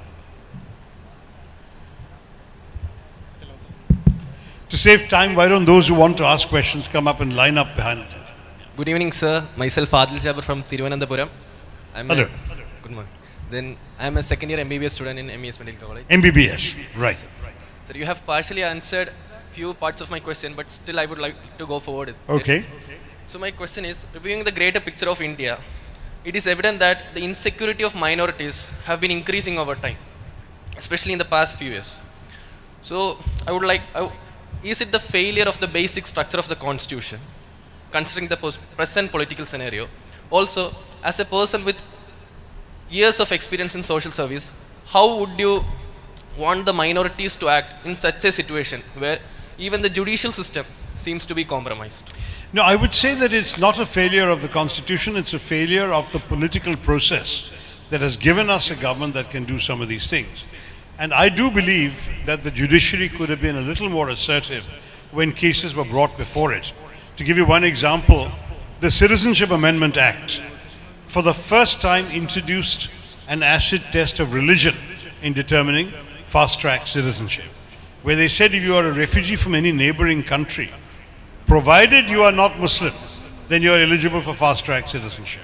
That violates a cardinal principle of the Constitution in my view, and we should have challenged it constitutionally, and perhaps the court should have heard these cases much sooner. But be that as it may, we were challenging it in the streets. There were rallies in every city. I myself inaugurated 7 here. I spoke to the ladies of Shaheen Bagh in Delhi. There was a tremendous resistance against what was being done to the Constitution. And the argument was precisely this: you are not just attacking me because I'm a Muslim, you are attacking me as an Indian. I have the rights that every Indian has. How can you say that Muslims will have different rights from anyone else? And that I thought was a very strong protest. So the short answer to your question is, the best challenge to political decision making is political opposition. So we need to try and get a political answer through the ballot box and through people who have the courage to stand up for themselves and their rights. But, sir, nowadays the news reports said even the election results seems to be corrupted. So what I am asking is isn't it the demerit of the Constitution to limit, because it isn't able to limit the present political scenario or the present government? I don't think, as Ambedkar said, there is no such thing as a perfect constitution. Every constitution depends on how well it's operated. The same constitution was able to work reasonably well without any of these dangers for a long time. Suddenly we have a government that is able to change the way in which it implements its constitution because it has a particular party and an ideology going with that party, which is at issue here. But I think honestly it's a political issue and not so much a constitutional issue, other than the fact that the judiciary should stand up a little more firmly for the exercise of constitutional rights. Thank you, sir. Thank you. Sir, I want to ask you a question. It is as per the activities of the central ministry, and India is... Little closer, I'm not hearing you very well. Okay. As per the activity of our present central ministry, we are losing our secular face. And Congress is always a party which put forward a secular face in India and nationwide. You are an eminent person, eminent writer. You have lots of experience, international, national politics, etc. Yesterday we have heard a statement that you are ready to become the Chief Minister of Kerala, okay? I didn't say and that. how you limit yourself to Kerala, because Kerala doesn't lose its secular face so far, and India needs you. Then how you limit yourself to Kerala? How you focus on Kerala? You're very, very kind. Thank you. Look, I have been serving internationally and nationally in all my career. Having come here,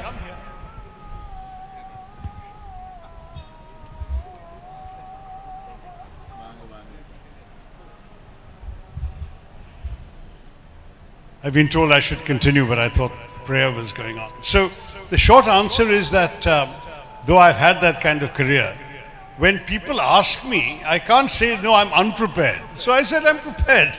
That's all. I actually also said, we already have a chief minister. He has a majority in this country, in this state, which is a very secure majority. There is no elections in 2026. So why are we discussing this question today? I also said that. But the media doesn't like to report that. The media likes to report the headline-grabbing news, and then they can rush off and get their stories, their breaking news stories. That's all. I'm just saying I'm prepared to take on any responsibility that the people, the state, the party are prepared to give me. And if that is a responsibility offered, I'm not afraid of it. I'm quite willing to do it. But to my mind, you're right. There are very important national and international challenges also. Good evening, sir. Myself Rega. I'm a second year BDS student. So, my question is, media is considered as the fourth pillar of democracy. But these days medias are spreading like fake news. വ്യാജമായ കുറേ പ്രചാരണങ്ങളൊക്കെ നടക്കുന്നുണ്ട്. മീഡിയാസിന് freedom of expression and freedom of speech കൊടുത്തിട്ടുണ്ട് article 19A പ്രകാരം. പക്ഷേ നമുക്ക് എങ്ങനെയാണ് ഈ വ്യാജ പ്രചാരണങ്ങളൊക്കെ തടയുന്നതെന്ന് മീഡിയനെ കൺട്രോൾ ചെയ്യാൻ പറ്റുക? കോൺസ്റ്റിറ്റ്യൂഷൻ വഴി എന്തെങ്കിലും അമെൻഡ്മെൻറ്റ് ചെയ്ത് അത് ചെയ്യാൻ പറ്റുമോ? അല്ല, മീഡിയ കൺട്രോൾ ചെയ്ത് കഴിഞ്ഞാൽ നമ്മുടെ ഫ്രീഡം ഓഫ് എക്സ്പ്രഷൻ എന്ത് പോയി? കോൺസ്റ്റിറ്റ്യൂഷനിൽ പറയുന്നത് ഫ്രീഡം ഓഫ് എക്സ്പ്രഷൻ ഉണ്ടെന്നാണ്. അതിൻ്റെ അർത്ഥം എല്ലാവർക്കും ഒരു സ്വന്തം അഭിപ്രായം പറയാനും ഒരു പേപ്പർ സ്ഥാപിക്കാനും ഒരു ടെലിവിഷൻ ചാനൽ സ്ഥാപിക്കാനും എഴുതാനും ഒക്കെ അവകാശമുണ്ടല്ലോ. അപ്പോൾ അവർക്കത് ഉള്ളപ്പോൾ കൺട്രോൾ അല്ല വേണ്ടത്, നമ്മൾക്ക് കുറച്ചൊരു സെൽഫ് റെഗുലേഷൻ ചെയ്യാൻ നമ്മൾ ആഗ്രഹിക്കുന്നുണ്ട്. അതും കൂടി അവർ നന്നായി ചെയ്യുന്നില്ലേ ഞാൻ സമ്മതിച്ചു. പക്ഷേ I'm not in favour of control, because ആ മാധ്യമക്കാരുടെ കാരണമാണ് നമ്മൾക്കൊരു ഫ്രീ സൊസൈറ്റിയെ മെയിൻറ്റെയിൻ ചെയ്യാൻ സാധിക്കുന്നത്. Even today, when the so-called Godi media is very much supporting the government, there still is independent media online, websites and so on, which are giving a contrary point of view. And in Kerala, as you know, some parties have their own television channels, others have channels with a particular point of view. If you start bringing in controls, it will be control imposed by those who are in power, in other words, those who happen to have won an election. I think that would be a disaster. Sorry to see you like that. I've been through that condition just 2 weeks ago, so all the best. Good evening. So I'm a house surgeon over here now. I've just finished my MBBS. So I had a question. You've already answered a certain part of it as such, but you said that in the case in which it was Kerala versus after 1979, the case in which the Supreme Court ruled out that the power for the amendment of the constitution is still present very much with the parliament, except prescribing to basic structure. 1973. Other than the basic structure. But there's nothing that defines inherently what the doctrine basic structure is, right? So you have certain things like fundamental rights of me as an Indian citizen, and everyone is afraid that we can no longer, practice these fundamental rights. It's very unclear as to what it states wherein what the doctrine basic structure is. And as long as you have a 2/3 majority within both the houses of parliament, you can pass any bill even in order to amend a fundamental right of the constitution. So shouldn't there be some way wherein we can protect, these basic fundamental rights, either by saying pass a vote unanimously in both houses of parliament, or if you have any other suggestion wherein you could clearly define what the inherent basic structure of the constitution is. Right. Because that's not clear. It's all in the hands of the judiciary. Right? It is in the hands of the judiciary. That's why when certain constitutional amendments are passed, people have gone to the Supreme Court asking them to rule on the constitutionality. Yes. So that if the Supreme Court wants, it can say something is upheld because it is constitutional, or it can say that it is in violation of the basic structure of the constitution. As long as the judiciary keeps fluctuating and they are under certain stresses by, of course, whatever political party is currently in power, there is no inherent, shouldn't we have a definition? But the problem is, you do understand that if you start defining it today, then the preferences and biases of today will be frozen for all time to come for future generations. Is that fair to them? It's not, but at least the fundamental rights would. Whereas if you have a judgment by today's court and a later generation feels it's unfair, they can go back to a new court and change it. So that flexibility is part of the strength of the Constitution. I would say that I think the Supreme Court very deliberately left these things undefined.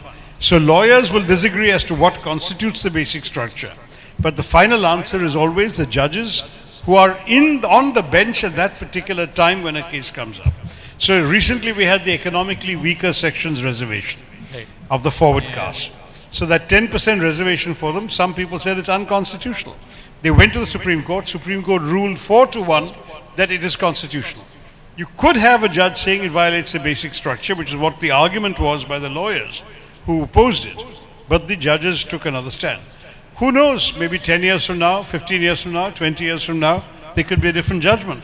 But the truth is that shows the flexibility of the Constitution to keep up with changing times and preferences. Thank you. Thanks.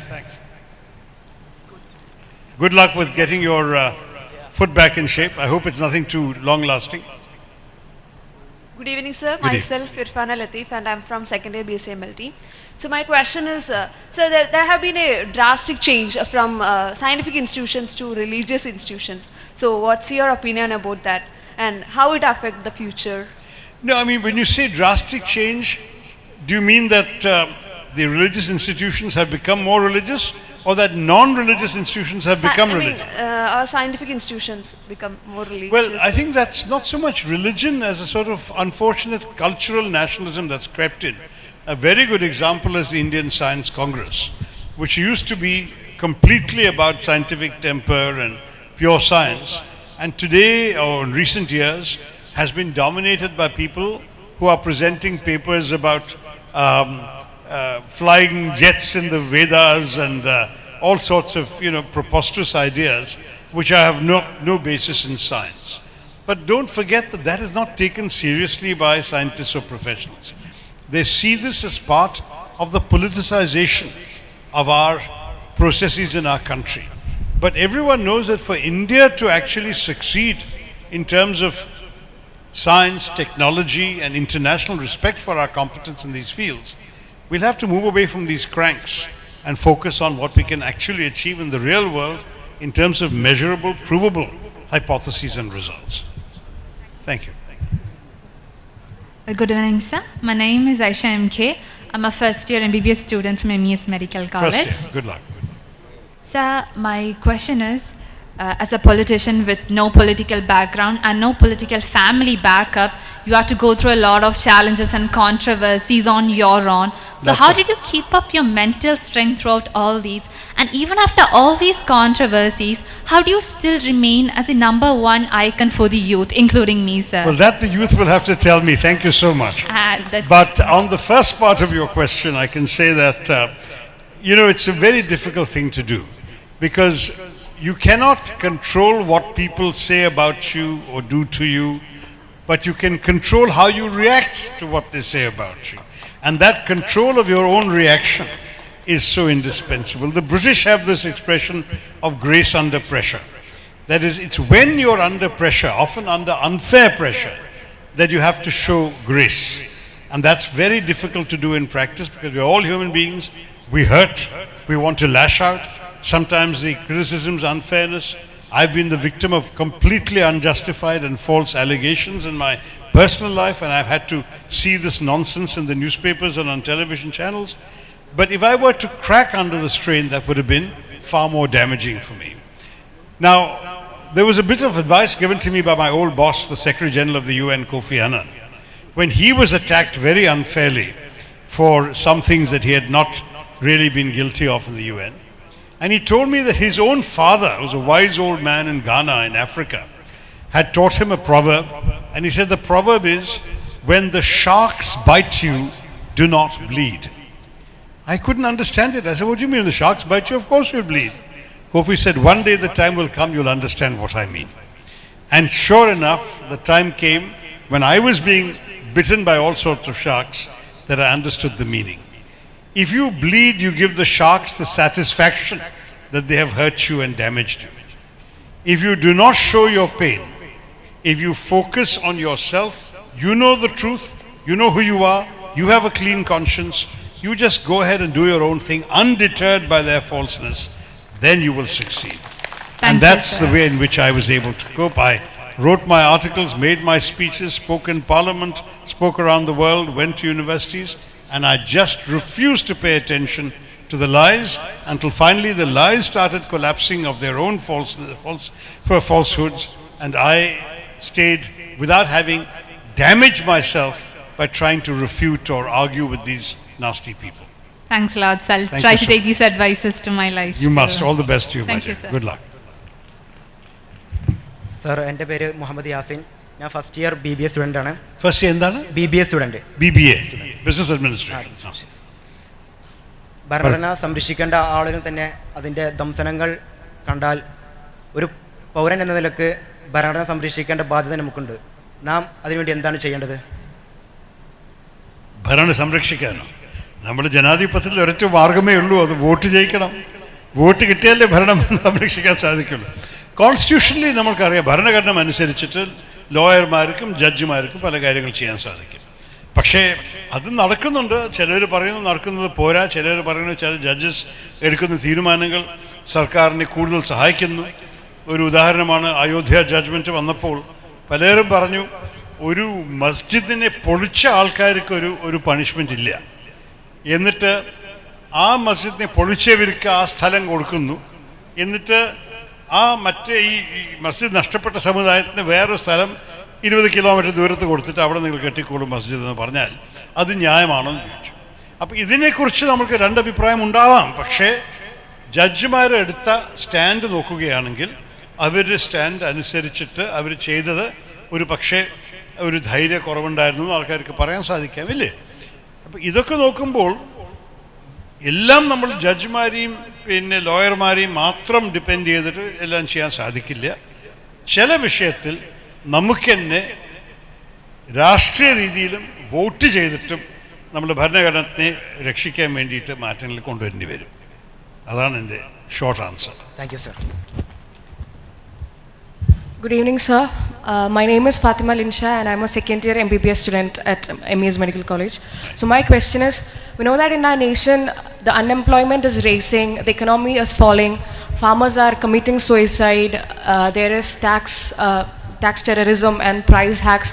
And despite of all these, the government is being insensitive to all these and still they are winning the election again. So whose fault do you think it is? Is it the people or the failure of the opposite party or the democracy itself because of many loopholes in it? No, one can't say all of the above because I think democracy is democracy. We have chosen a system that has given us this result and now we are stuck with it. But there is some responsibility for the voters themselves and there's some responsibility for the political parties. Perhaps we were not efficiently or effectively enough organized. Perhaps we didn't come up with the right message. Perhaps we didn't campaign in the right way. Who knows? I'm proud that I won my own seat. But in a parliamentary system, unless a majority of my colleagues win their seats, it makes no difference in terms of forming a government or changing things. That is ultimately where we stand. The objective of my question is that for a better future, for this unemployment and all, what can we do for the better future? Well, on unemployment, of course, there's a mixture of factors. There's also the international factors. The globe is facing a recession. And unemployment is likely to go up in other countries also. You probably know, you're an MBBS student, but in the IT field, for example, a lot of the big IT companies are laying off people. Facebook, Meta, Google, Twitter, all these companies have been laying off people in large numbers. That is essentially dismissing employees. So there is a challenge, and certainly in India, we are looking at a country where unemployment is at record levels. In 2021, we have the highest unemployment figures ever recorded. So clearly there has to be a greater emphasis on making it possible for investors to come in and create jobs. That's one thing we need to do. The second thing is when it comes to government jobs, our government has to be much more efficient in filling vacancies. There are so many vacancies in every state government, every central government, every PSU, railways, all of that. Those should be filled, and so on. But the scale of our country is so vast that you can't just wave a magic wand. We're not going to create employment just by changing the government on this one. I think we will have to work very hard on it. But some of the other challenges you mentioned, yes, are a function of economic policies that have been chosen by the government of the day. Thank you. Sir. I'm sorry to say that we are running out of time. I won't be able to get to all the questions. We've taken a few. Why don't I take two more and then I'm really sorry we'll have to stop. Just these last two. Yeah, go ahead. Good evening, sir. I'm Ria Fatima. I'm 22. I'm a daughter of Malappuram. And I'm a third year MBBS student. And Hi. it's such an honor to have you here. So just this past Friday on the 6th, the Supreme Court had transferred pending petitions on awaiting approval for same-sex marriage from high courts to itself. So I wanted to ask you, given your work around Section 377, how do you think that the vestigial colonial laws have influenced the progress of marriage equality in our country? And do you think 2023 would finally be the year that India wins marriage equality? Wow, that's a really progressive question. I didn't expect to find it in Malappuram, but that's good.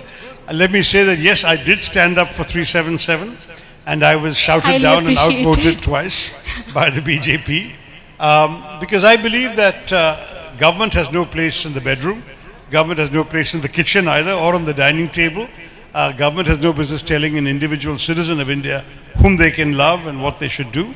But obviously there are different views on some of these things, and my own view is perhaps still a minority view. Now the question of same-sex marriage has both emotional ramifications and personal ones, as well as, of course, legal implications. Right now, marriage is defined in terms of a man and a woman, and the government, when they decided not to object to the Supreme Court judgment on 377, said very clearly that they're not objecting does not imply that they're willing to agree to extending the rights of same-sex partners in any way, such as, for example, in same-sex marriage. So you can be sure that the government is going to oppose this tooth and nail. In terms of other political parties, very few have the courage to take a stand in favor. My thing is, we've got to be practical. Once you've permitted relationships between people of the same sex, it is inevitable that they should have certain rights towards each other. They're living together, they should have domestic partnership rights. What happens if one person in a partnership has a serious operation? Who signs the next of kin release when the doctors have to do it, right? So who signs the next of kin release? When you talk about a long-standing relationship between two people, one passes away, how does the property go? All of these things require some feasible arrangement. If there is a civil society objection to calling it marriage, then call it civil partnership or something legal and let them sign contracts. But it's a practical matter that needs to be addressed practically as well as legally. Thank you, sir. I'm looking forward to seeing you at KLF. All the best. Thank you, Dia. Good evening, one and all. Good evening, sir. I am Imran Amir Rahman, a first year medical student of this college. Hi. Sir, നമുക്ക് എല്ലാവർക്കും അറിയാം ഇപ്പം Indian president എന്നൊരു പദവി കേവലം പാഠപുസ്തകങ്ങളിലും മാധ്യമങ്ങളിലും മാത്രം ഒതുങ്ങിയിരിക്കുന്നു. To be very frank and with due respect, sir, I think that the Indian president is right now just a rubber stamp. Okay, so I think that ഏതൊരു രാത്രിയും ഏതൊരു ബില്ലും പാസ്സാക്കാൻ വേണ്ടിയിട്ട് ഉണ്ടാവുന്നൊരു അത്രയും സിഗ്നിഫിക്കൻസ് ഇപ്പോൾ നമുക്ക് തോന്നുന്നുള്ളൂ. And landing to my question, sir, if the president of India were elected by the people instead of getting selected by the parties respectively, how better would the country be? And add on to that question, would you stand for the presidential position of the country if this was the scenario? Don't let the media get one more headline tomorrow. Yes, but let me just say that certainly you may know, and if you don't, then please Google. You will see that I have written very strong views saying that India would be better off with the presidential system. In fact, interestingly enough, Dr. Ambedkar himself was in favor of that, but he was persuaded by the others that because the British had denied us a parliamentary system, therefore we as a country should be getting what the British have kept away from us, and we should therefore have a parliamentary system. And that's one of the challenges I think that we had to live with, is that we have been saddled with a system that works fine in a small island country like Britain, with now even only 60 million people, but which is completely unsuited to a country of our size. However, you must understand the implications of your question, which is that if we elect a president, then you have to answer a lot of other related questions. If you have an elected president, will you be able to guarantee the complete independence of the legislature? So you have three different independent branches: legislature, executive and judiciary, and the president is accountable to the legislature and does not control a parliamentary majority. That is something very important to ensure. I'm in favor of that. Similarly, what about the states? If you elect a president in Delhi, Why can't you elect directly the chief minister or governor in the states? So each state has an elected leader who is as powerful in that state as the president is nationally. And are you prepared to accept the implications of abandoning the parliamentary system and retaining a presidential one? That's the question. So those are the challenges we have to answer, but in principle I'm in favor. Yeah, but sir, my add-on question, would you stand for the presidential I don't position? want to answer that because I'm worried about our media friends. Okay, sir. I don't want to give them one more headline. Sure. But if there were such a system, I think I'm hearing voices from behind saying, of course you must. We'll see. Okay. Thank you, sir. Thank you. Good evening, sir. My name is Atif Mohammed Rafiq. I'm a third year MBA student. So my question is, in your opinion, what has been India's greatest accomplishment since independence? And also, what are you most looking forward to India develop as a nation in the coming decades? Oh, that's too vast a question. There's so many accomplishments. Taking literacy from 16% to 82%, taking life expectancy from 27 to 70, taking infant mortality down, maternal mortality down. These are all amazing achievements. Winning the Cricket World Cup in '83 was a great achievement. So, I mean, you can pick your choice.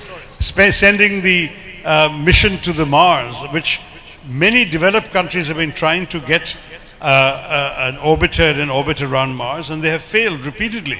But we in India were able to do it at our first attempt. And what is more, we did it cheaper than any other country. In fact, we're only 11% of the NASA budget for the same enterprise.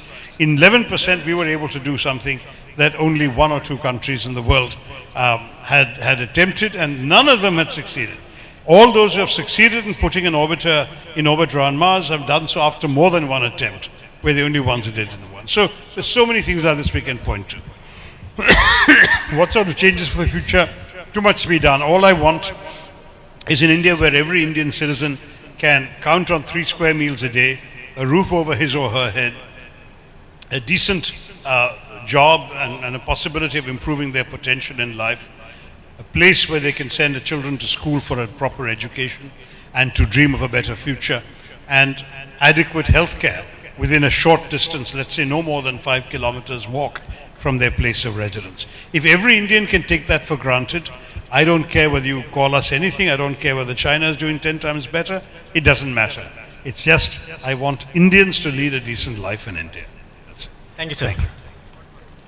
We really must stop soon, so this is the absolute maximum. Sir, എൻ്റെ പേര് ഹിലാൽ സലീം, ഇവിടെ first year MBBS സ്റ്റുഡൻ്റാണ്. എൻ്റെ ചോദ്യം, നമ്മൾ കഴിഞ്ഞ മാസങ്ങളിലൊക്കെ ഹിജാബ് ബാനുമായിട്ട് ഒരു വിഷയം വന്നിരുന്നു കർണാടകയിൽ. അപ്പോൾ ആ സമയത്ത് ചില സെക്യുലറിസ്റ്റുകൾ പറഞ്ഞൊരു കാര്യം, ഞങ്ങളിതിനെ സപ്പോർട്ട് ചെയ്യുന്നു, അത് ആരെ ചെയ്യുന്നു എന്നുള്ളതല്ല, ഞങ്ങൾ സപ്പോർട്ട് ചെയ്യുന്നു, കാരണം ഇത് പിന്നെ മതത്തെ വിദ്യാലയങ്ങളിൽ നിന്ന് മാറ്റി നിർത്തുകയാണ് ചെയ്യുന്നത്. അത് ഒരു വശത്ത് ഈ വെസ്റ്റേൺ അൾട്രാ ലിബറൽ ഏത്തിയസ്റ്റിക് സെക്യുലറിസം നിൽക്കുമ്പോൾ മറുവശത്ത് ആൻറ്റി സെക്യുലറിസം തന്നെ ഒഴിവാക്കാൻ വേണ്ടി നടക്കുന്ന ആളാണ്. അപ്പോൾ ഈ ഇന്ത്യൻ സെക്യുലറിസത്തെ സാർ എങ്ങനെയാണ് ഡിഫൈൻ ചെയ്യുന്നത്? അത് ഒരു മതത്തെ ടോളറേറ്റ് ചെയ്തുകൊണ്ടുള്ള ആണോ? എങ്ങനെയാണ് അതിനെ ഡിഫൈൻ ചെയ്യാൻ ആഗ്രഹിക്കുന്നത്? അതെ, നോക്കൂ, നമ്മുടെ ഭരണഘടന പ്രകാരം എല്ലാവർക്കും അവർക്ക് സ്വന്തം അവകാശമുണ്ട്. അപ്പോൾ അഥവാ ഒരു മുസ്ലിം പെൺകുട്ടി ഹിജാബ് ഇടാൻ തീരുമാനിച്ചു, അവർക്ക് ആ അവകാശം ഉണ്ടാവണം. അഥവാ ഒരു മുസ്ലിം പെൺകുട്ടി ഞാൻ ഹിജാബ് ഇടില്ല എന്ന് പറഞ്ഞാൽ അവർക്ക് ആ അവകാശം ഉണ്ടാവണം. അതാണ് നമ്മുടെ ഭരണഘടനത്തെ ശക്തി. മനസ്സിലായില്ലേ? അപ്പോൾ അതാണ് എൻ്റെ ലൈന്. ഞങ്ങൾ എപ്പോഴും അതാണ് പറയുന്നത്. You can be an Indian citizen with full rights. You can choose to conform to the dictates of your community, and you can choose not to conform. ഇനി നാളെ എല്ലാ മുസ്ലിമിനും താടി വളർത്തണം എന്ന് പറഞ്ഞാൽ എല്ലാവരും വളർത്തുക. ഇതല്ലേ നമ്മുടെ ജനാധിപത്യത്തിൻ്റെ ഭംഗി. They don't have to do that. They can decide whether they want to do it or not. Right? അതാണ് എൻ്റെ simple answer. And if you look throughout the country, ചില രാജ്യങ്ങളിൽ, ഫ്രാൻസിൽ there is a concept called laïcité. Laïcité എന്ന് പറഞ്ഞാൽ no visible appearances of religion.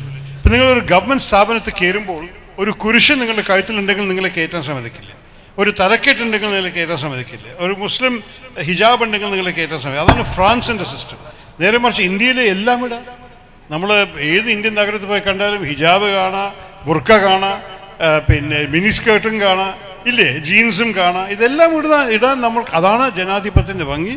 എൻ്റെ അഭിപ്രായത്തിൽ ആർക്കും ഇതിനെ ഇൻ്റർഫിയർ ചെയ്യരുത്. Let everyone do exactly what they want.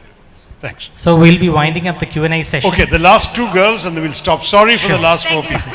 Adore nirtha ketto. So many boys have come lately that we should get 2 girls' voices. Sir, I am Nihana Firoz. First year journalism student. എൻ്റെ question എന്താ വെച്ചാൽ, കേരളത്തിലെ വിദ്യാഭ്യാസ സമ്പ്രദായം മാറ്റങ്ങളിലേക്ക് വഴിത്തിരികയാണല്ലോ. ഒരു വിദ്യാർത്ഥി എന്ന നിലയിൽ ഇവിടുത്തെ വിദ്യാഭ്യാസ സമ്പ്രദായത്തോട് എതിർപ്പുള്ള ഒരാളാണ് ഞാൻ. പലതരത്തിൽ നമ്മുടെ വിദ്യാഭ്യാസത്തിൽ ഒരുപാട് മാറ്റങ്ങൾ വരേണ്ടതുണ്ട്. താങ്കൾ ഒരുപാട് വിദ്യാലയങ്ങൾ കണ്ടിട്ടുണ്ട്, ഒരുപാട് വിദ്യാഭ്യാസ സ്ഥാപനങ്ങൾ പഠിച്ചിട്ടുണ്ട്. താങ്കളുടെ നിലപാട് എന്താണ്? എങ്ങനെയുള്ള ഒരു വിദ്യാഭ്യാസമാണ് നമുക്ക് വേണ്ടത്? ഏത് തരമുള്ള വിദ്യാഭ്യാസ സമ്പ്രദായമാണ് നമുക്ക് കൊണ്ടുവരേണ്ടത്? ഇതിനെക്കുറിച്ച് ഒരു വ്യക്തിക്ക് എല്ലാ ആൻസറും ഉണ്ടാവില്ല. ഞാൻ കഴിഞ്ഞ 2021 തെരഞ്ഞെടുപ്പിൽ നമ്മൾക്ക് ഈ UDFിൻ്റെ പ്രകടന പത്രികയിൽ എഴുതാനുള്ള ആ ചുമതല, മാനിഫെസ്റ്റോ ചുമതല എനിക്ക് തന്നപ്പോൾ ഞാൻ പലവിടെയും പോയി ആൾക്കാരെ കണ്ട് സംസാരിച്ചു. മലപ്പുറത്തും ഓരോരോ ആൾക്കാർ വന്നിട്ട് അത് വിദ്യാർത്ഥികളുണ്ടായിരുന്നു, അധ്യാപകരുണ്ടായിരുന്നു, എല്ലാവരും അഭിപ്രായം പറഞ്ഞു. അപ്പം ഞാൻ പ്രപ്പോസ് ചെയ്ത് ഞങ്ങളുടെ UDF മാനിഫെസ്റ്റോയിൽ ഇപ്പോൾ കൂടി കാണാം, ഒരു Kerala state higher education reforms commission സ്ഥാപിക്കണം. ആ കമ്മീഷനിൽ വിദ്യാർത്ഥികളുണ്ടാവണം, അധ്യാപകരുണ്ടാവണം, അഡ്മിനിസ്ട്രേറ്റേഴ്സ് ഉണ്ടാവണം. പക്ഷേ അത് മാത്രമല്ല, സിവിൽ സൊസൈറ്റി റെപ്രസെൻറ്റേറ്റീവ്സ് ഉണ്ടാവണം, നമ്മളുടെ ക്യാപ്റ്റൻസ് ഓഫ് ഇൻഡസ്ട്രി ഉണ്ടാവണം. എന്താണ് അവർക്ക് ആവശ്യമുള്ളതെന്നൊക്കെ കാണിക്കാൻ. ബിക്കോസ് അവസാനത്തെ വിദ്യാഭ്യാസ മേഖലയിൽ നമുക്ക് രണ്ട് കാര്യങ്ങൾ ആവശ്യമുണ്ട്. കുട്ടികൾക്ക് ഈ റിയൽ വേൾഡിൽ ജോലി കിട്ടാനും പ്രവർത്തിക്കാനും നമ്മൾ തയ്യാറാക്കണം. അതിന് എന്തായിരിക്കും, what kind of subjects and what do we teach in your subjects. ഒരു ഉദാഹരണം പറയുകയാണെങ്കിൽ, ഞാൻ കോൺഗ്രസ് നയിക്കുന്ന സ്ഥാപനമുണ്ട്, ഓൾ ഇന്ത്യ പ്രൊഫഷണൽസ് കോൺഗ്രസ്. അവരൊരു സർവേ നടത്തി കേരളത്തിൽ എഞ്ചിനീയറിംഗ് ഗ്രാജുവേറ്റ്സിനിടയിൽ. അവർ കണ്ടുപിടിച്ചെന്താണ്, 66% കേരള എഞ്ചിനീയറിംഗ് ഗ്രാജുവേറ്റ്സ് പറയുന്നു അവരിപ്പം നിലവിലെടുക്കുന്ന ജോലികളിൽ അവർക്ക് എഞ്ചിനീയറിംഗ് ഡിഗ്രീൻ്റെ ആവശ്യമുണ്ടായിരുന്നില്ല. അതിൻ്റെ അർത്ഥം അവർ പഠിച്ച എഞ്ചിനീയറിംഗ് ഡിഗ്രി വെറും വേസ്റ്റായി. ഒന്നുമില്ലെങ്കിൽ ആ പഠിച്ചത് പോരാ, ക്വാളിറ്റി ശരിയല്ല, അല്ലെങ്കിൽ ആ പഠിച്ചത് ഇന്നത്തെ യാഥാർത്ഥ്യം, ഇന്നത്തെ realities, work place realities relevant അല്ല. ഇതാണ് ബുദ്ധിമുട്ട്. അപ്പോൾ we have to make it more relevant. Last question. Thank you, sir. Thank you. Hello, sir. First of all, I would like to say thank you for considering me. And my name is Sheetal. I'm a journalism student in MES Arts and Science College. Hi. My question is, പല രാജ്യങ്ങളിലും rape ചെയ്ത ഒരു വിക്ടിമിന് അല്ലെങ്കിൽ rape ചെയ്തൊരു പ്രതിക്ക് നൽകുന്നത് death പെനാൽറ്റിയാണ്. പക്ഷേ in ഇന്ത്യയിൽ അത് വളരെ റെയർ ആയിട്ടുള്ള കേസുകൾക്ക് മാത്രമേ നൽകാറുള്ളൂ. ലാസ്റ്റ് ഇപ്പോൾ 2020 നിർഭയ കേസിലായിരുന്നു നൽകിയിട്ടുണ്ടായിരുന്നത്. നമ്മൾ റേപ്പ് ചെയ്ത പ്രതികൾക്ക് ഇത്തരത്തിലുള്ള ഡെത്ത് പെനാൽറ്റി നൽകുകയാണെങ്കിൽ നമുക്കതിൻ്റെ പേഴ്സൻറ്റേജ് കുറയ്ക്കാനോ അല്ലെങ്കിൽ അത് പ്രിവെൻറ്റ് ചെയ്യാനോ സാധിക്കുമെന്ന് തോന്നുന്നുണ്ടോ? നോക്കൂ, ഈ വിഷയത്തിൽ rape is A crime, it should get the most severe punishment. പക്ഷേ ഡെത്താണോ അതിൻ്റെ പണിഷ്മെൻറ്റ് എന്ന് തീരുമാനിക്കാൻ സുപ്രീം കോടതി പറഞ്ഞിട്ടുണ്ട്. ചിലപ്പോൾ ഒരു മൂമെൻറ്റ് ഓഫ് മാഡ്നെസ്സോ അല്ലെങ്കിൽ കുടിച്ചിട്ടോ അല്ലെങ്കിൽ ഡ്രഗ്സ് കഴിച്ചിട്ടോ ലഹരിയിൽ ഇൻഫ്ലുവൻസ് അങ്ങനെ വല്ല ഒരു തെറ്റ് ചെയ്താൽ അദ്ദേഹത്തിന് നമ്മൾ കൊല്ലണോ അതോ അദ്ദേഹത്തിന് നമ്മൾ പഠിപ്പിക്കണോ, ജയിലിൽ കുറേ വർഷങ്ങൾ ഇരുത്തി make A better human out of him, reform him? ഇതാണ് കോടതി ചോദിക്കണം. പക്ഷേ നമ്മളൊരു വ്യക്തിയെ കണ്ടിട്ട് ഇയാൾ എപ്പോഴും പിന്നെ കൊലപാതകം ചെയ്തുകൊണ്ടിരിക്കും എന്ന് കാണുന്ന ഒരു വ്യക്തിയാണെങ്കിൽ, റേപ്പ് ചെയ്തുകൊണ്ടിരിക്കുന്ന ഒരു വ്യക്തിയാണെങ്കിൽ, അങ്ങനെ റെയറസ്റ്റ് ഓഫ് റെയർ കേസസിൽ, അത് സുപ്രീം കോടതിയുടെ ഭാഷയാണ്, they said only in the rarest of rare cases should the death penalty apply. I agree with that. ഞാൻ തന്നെ ഡെത്ത് പെനൽറ്റിയുടെ വലിയ ഫേവറബിൾ അല്ല. കാരണം ഡെത്ത് പെനൽറ്റി എന്ന് പറഞ്ഞാൽ ശരിക്ക് സർക്കാർ ഒരു കൊലപാതകൻ ചെയ്യാണ്, അത് ശരിയാണ്. I don't think that we should reduce ourselves as a government to the level of a killer. But I think people will think that we can do again, but there is no punishment. We can live forever. അതാണ് എൻ്റെ ഒരു ഇല്ലേ. But when you live forever in jail, you are going to be punished. ഇല്ലേ, എന്തൊക്കെ സഹിക്കുന്നു. You can't enjoy your normal life, you can't see family, you can't watch your children grow up. ഇതൊക്കെ ഉണ്ടല്ലോ. അപ്പോൾ ഇങ്ങനെയാണ്. I mean, you have to change your life dramatically because of that mistake. അതാണ് life സെൻറ്റൻസിൻ്റെ ആവശ്യം. I am personally not convinced that we need more death penalty in the country. So there I tend to agree with the Supreme Court, rarest of rare cases, but punishment must be there. No one should feel that they can rape and get away lightly. I'm shocked by what happened in the Bilkis Banu case in Gujarat, where, as you know, a terrible injustice has been done in that people who have raped and murdered, both rape and murder, have been let off after 11 years in jail. That's, to my mind, not at all acceptable. Thank you, sir. All the best to all of you. Sorry for the rest of you. Thank you very much. You've been a very interesting and patient and engaged audience. We'll be winding up the Q&A session. We would invite you to take a picture with sir. Those who are left couldn't ask pictures, take questions. Please get a picture. ഈ കുട്ടികൾ ചോദിക്കാൻ സാധിക്കാത്ത കുട്ടികൾക്ക് ഒരു photo എടുക്കാം. That's fair enough. Thank you so much, sir.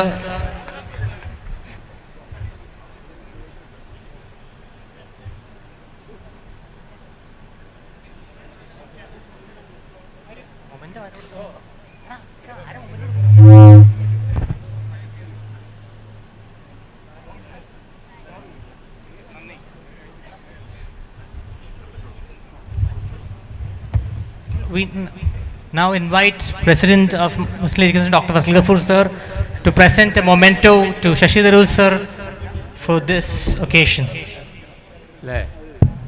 I think we should, sir, they are giving some memento. I was suggesting that they build a room in your house to keep your mementos. Okay, sir.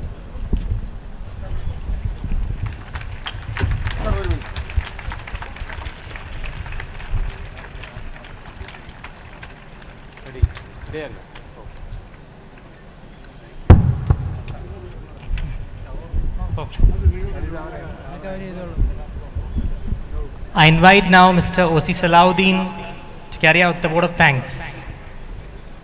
Treasurer, NES, State. പ്രിയമുള്ളവരെ, മഹത്തായ നമ്മുടെ രാജ്യത്തിൻ്റെ ജനാധിപത്യ മതേതരത്വം ഭരണഘടനയും സംരക്ഷിക്കാൻ വേണ്ടി രാജ്യത്തോടും വിഷമില്ലാതെ ഓടി നടക്കുന്ന നമ്മുടെ പ്രിയനായകൻ, ജനാധിപത്യത്തിൻ്റെ കാവൽക്കാരൻ ശ്രീ ശശി തരൂർ MP വിലപ്പെട്ട സമയം അദ്ദേഹത്തിൻ്റെ തിരക്കുപിടിച്ച സമയത്തിനോട് ഇവിടെ എത്തുകയും നമ്മോട് സംവദിക്കുകയും ചെയ്യുന്ന ഹൃദയത്തിൻ്റെ ഭാഗത്തിൽ നന്ദി രേഖപ്പെടുത്തുകയാണ്.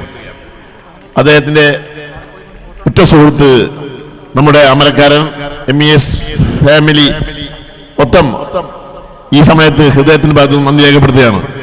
ഈ വേദി പങ്കിട്ട് അവസാനം നമ്മുടെ കൂടെ ഇരുന്ന നമ്മുടെ MES സംസ്ഥാന സീനിയർ ലീഡർ, മുൻ ജനറൽ സെക്രട്ടറി P.O.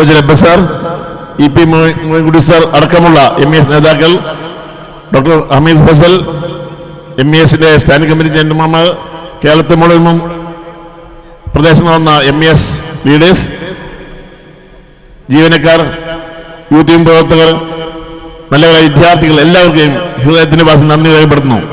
ജയ് ഹിന്ദ്.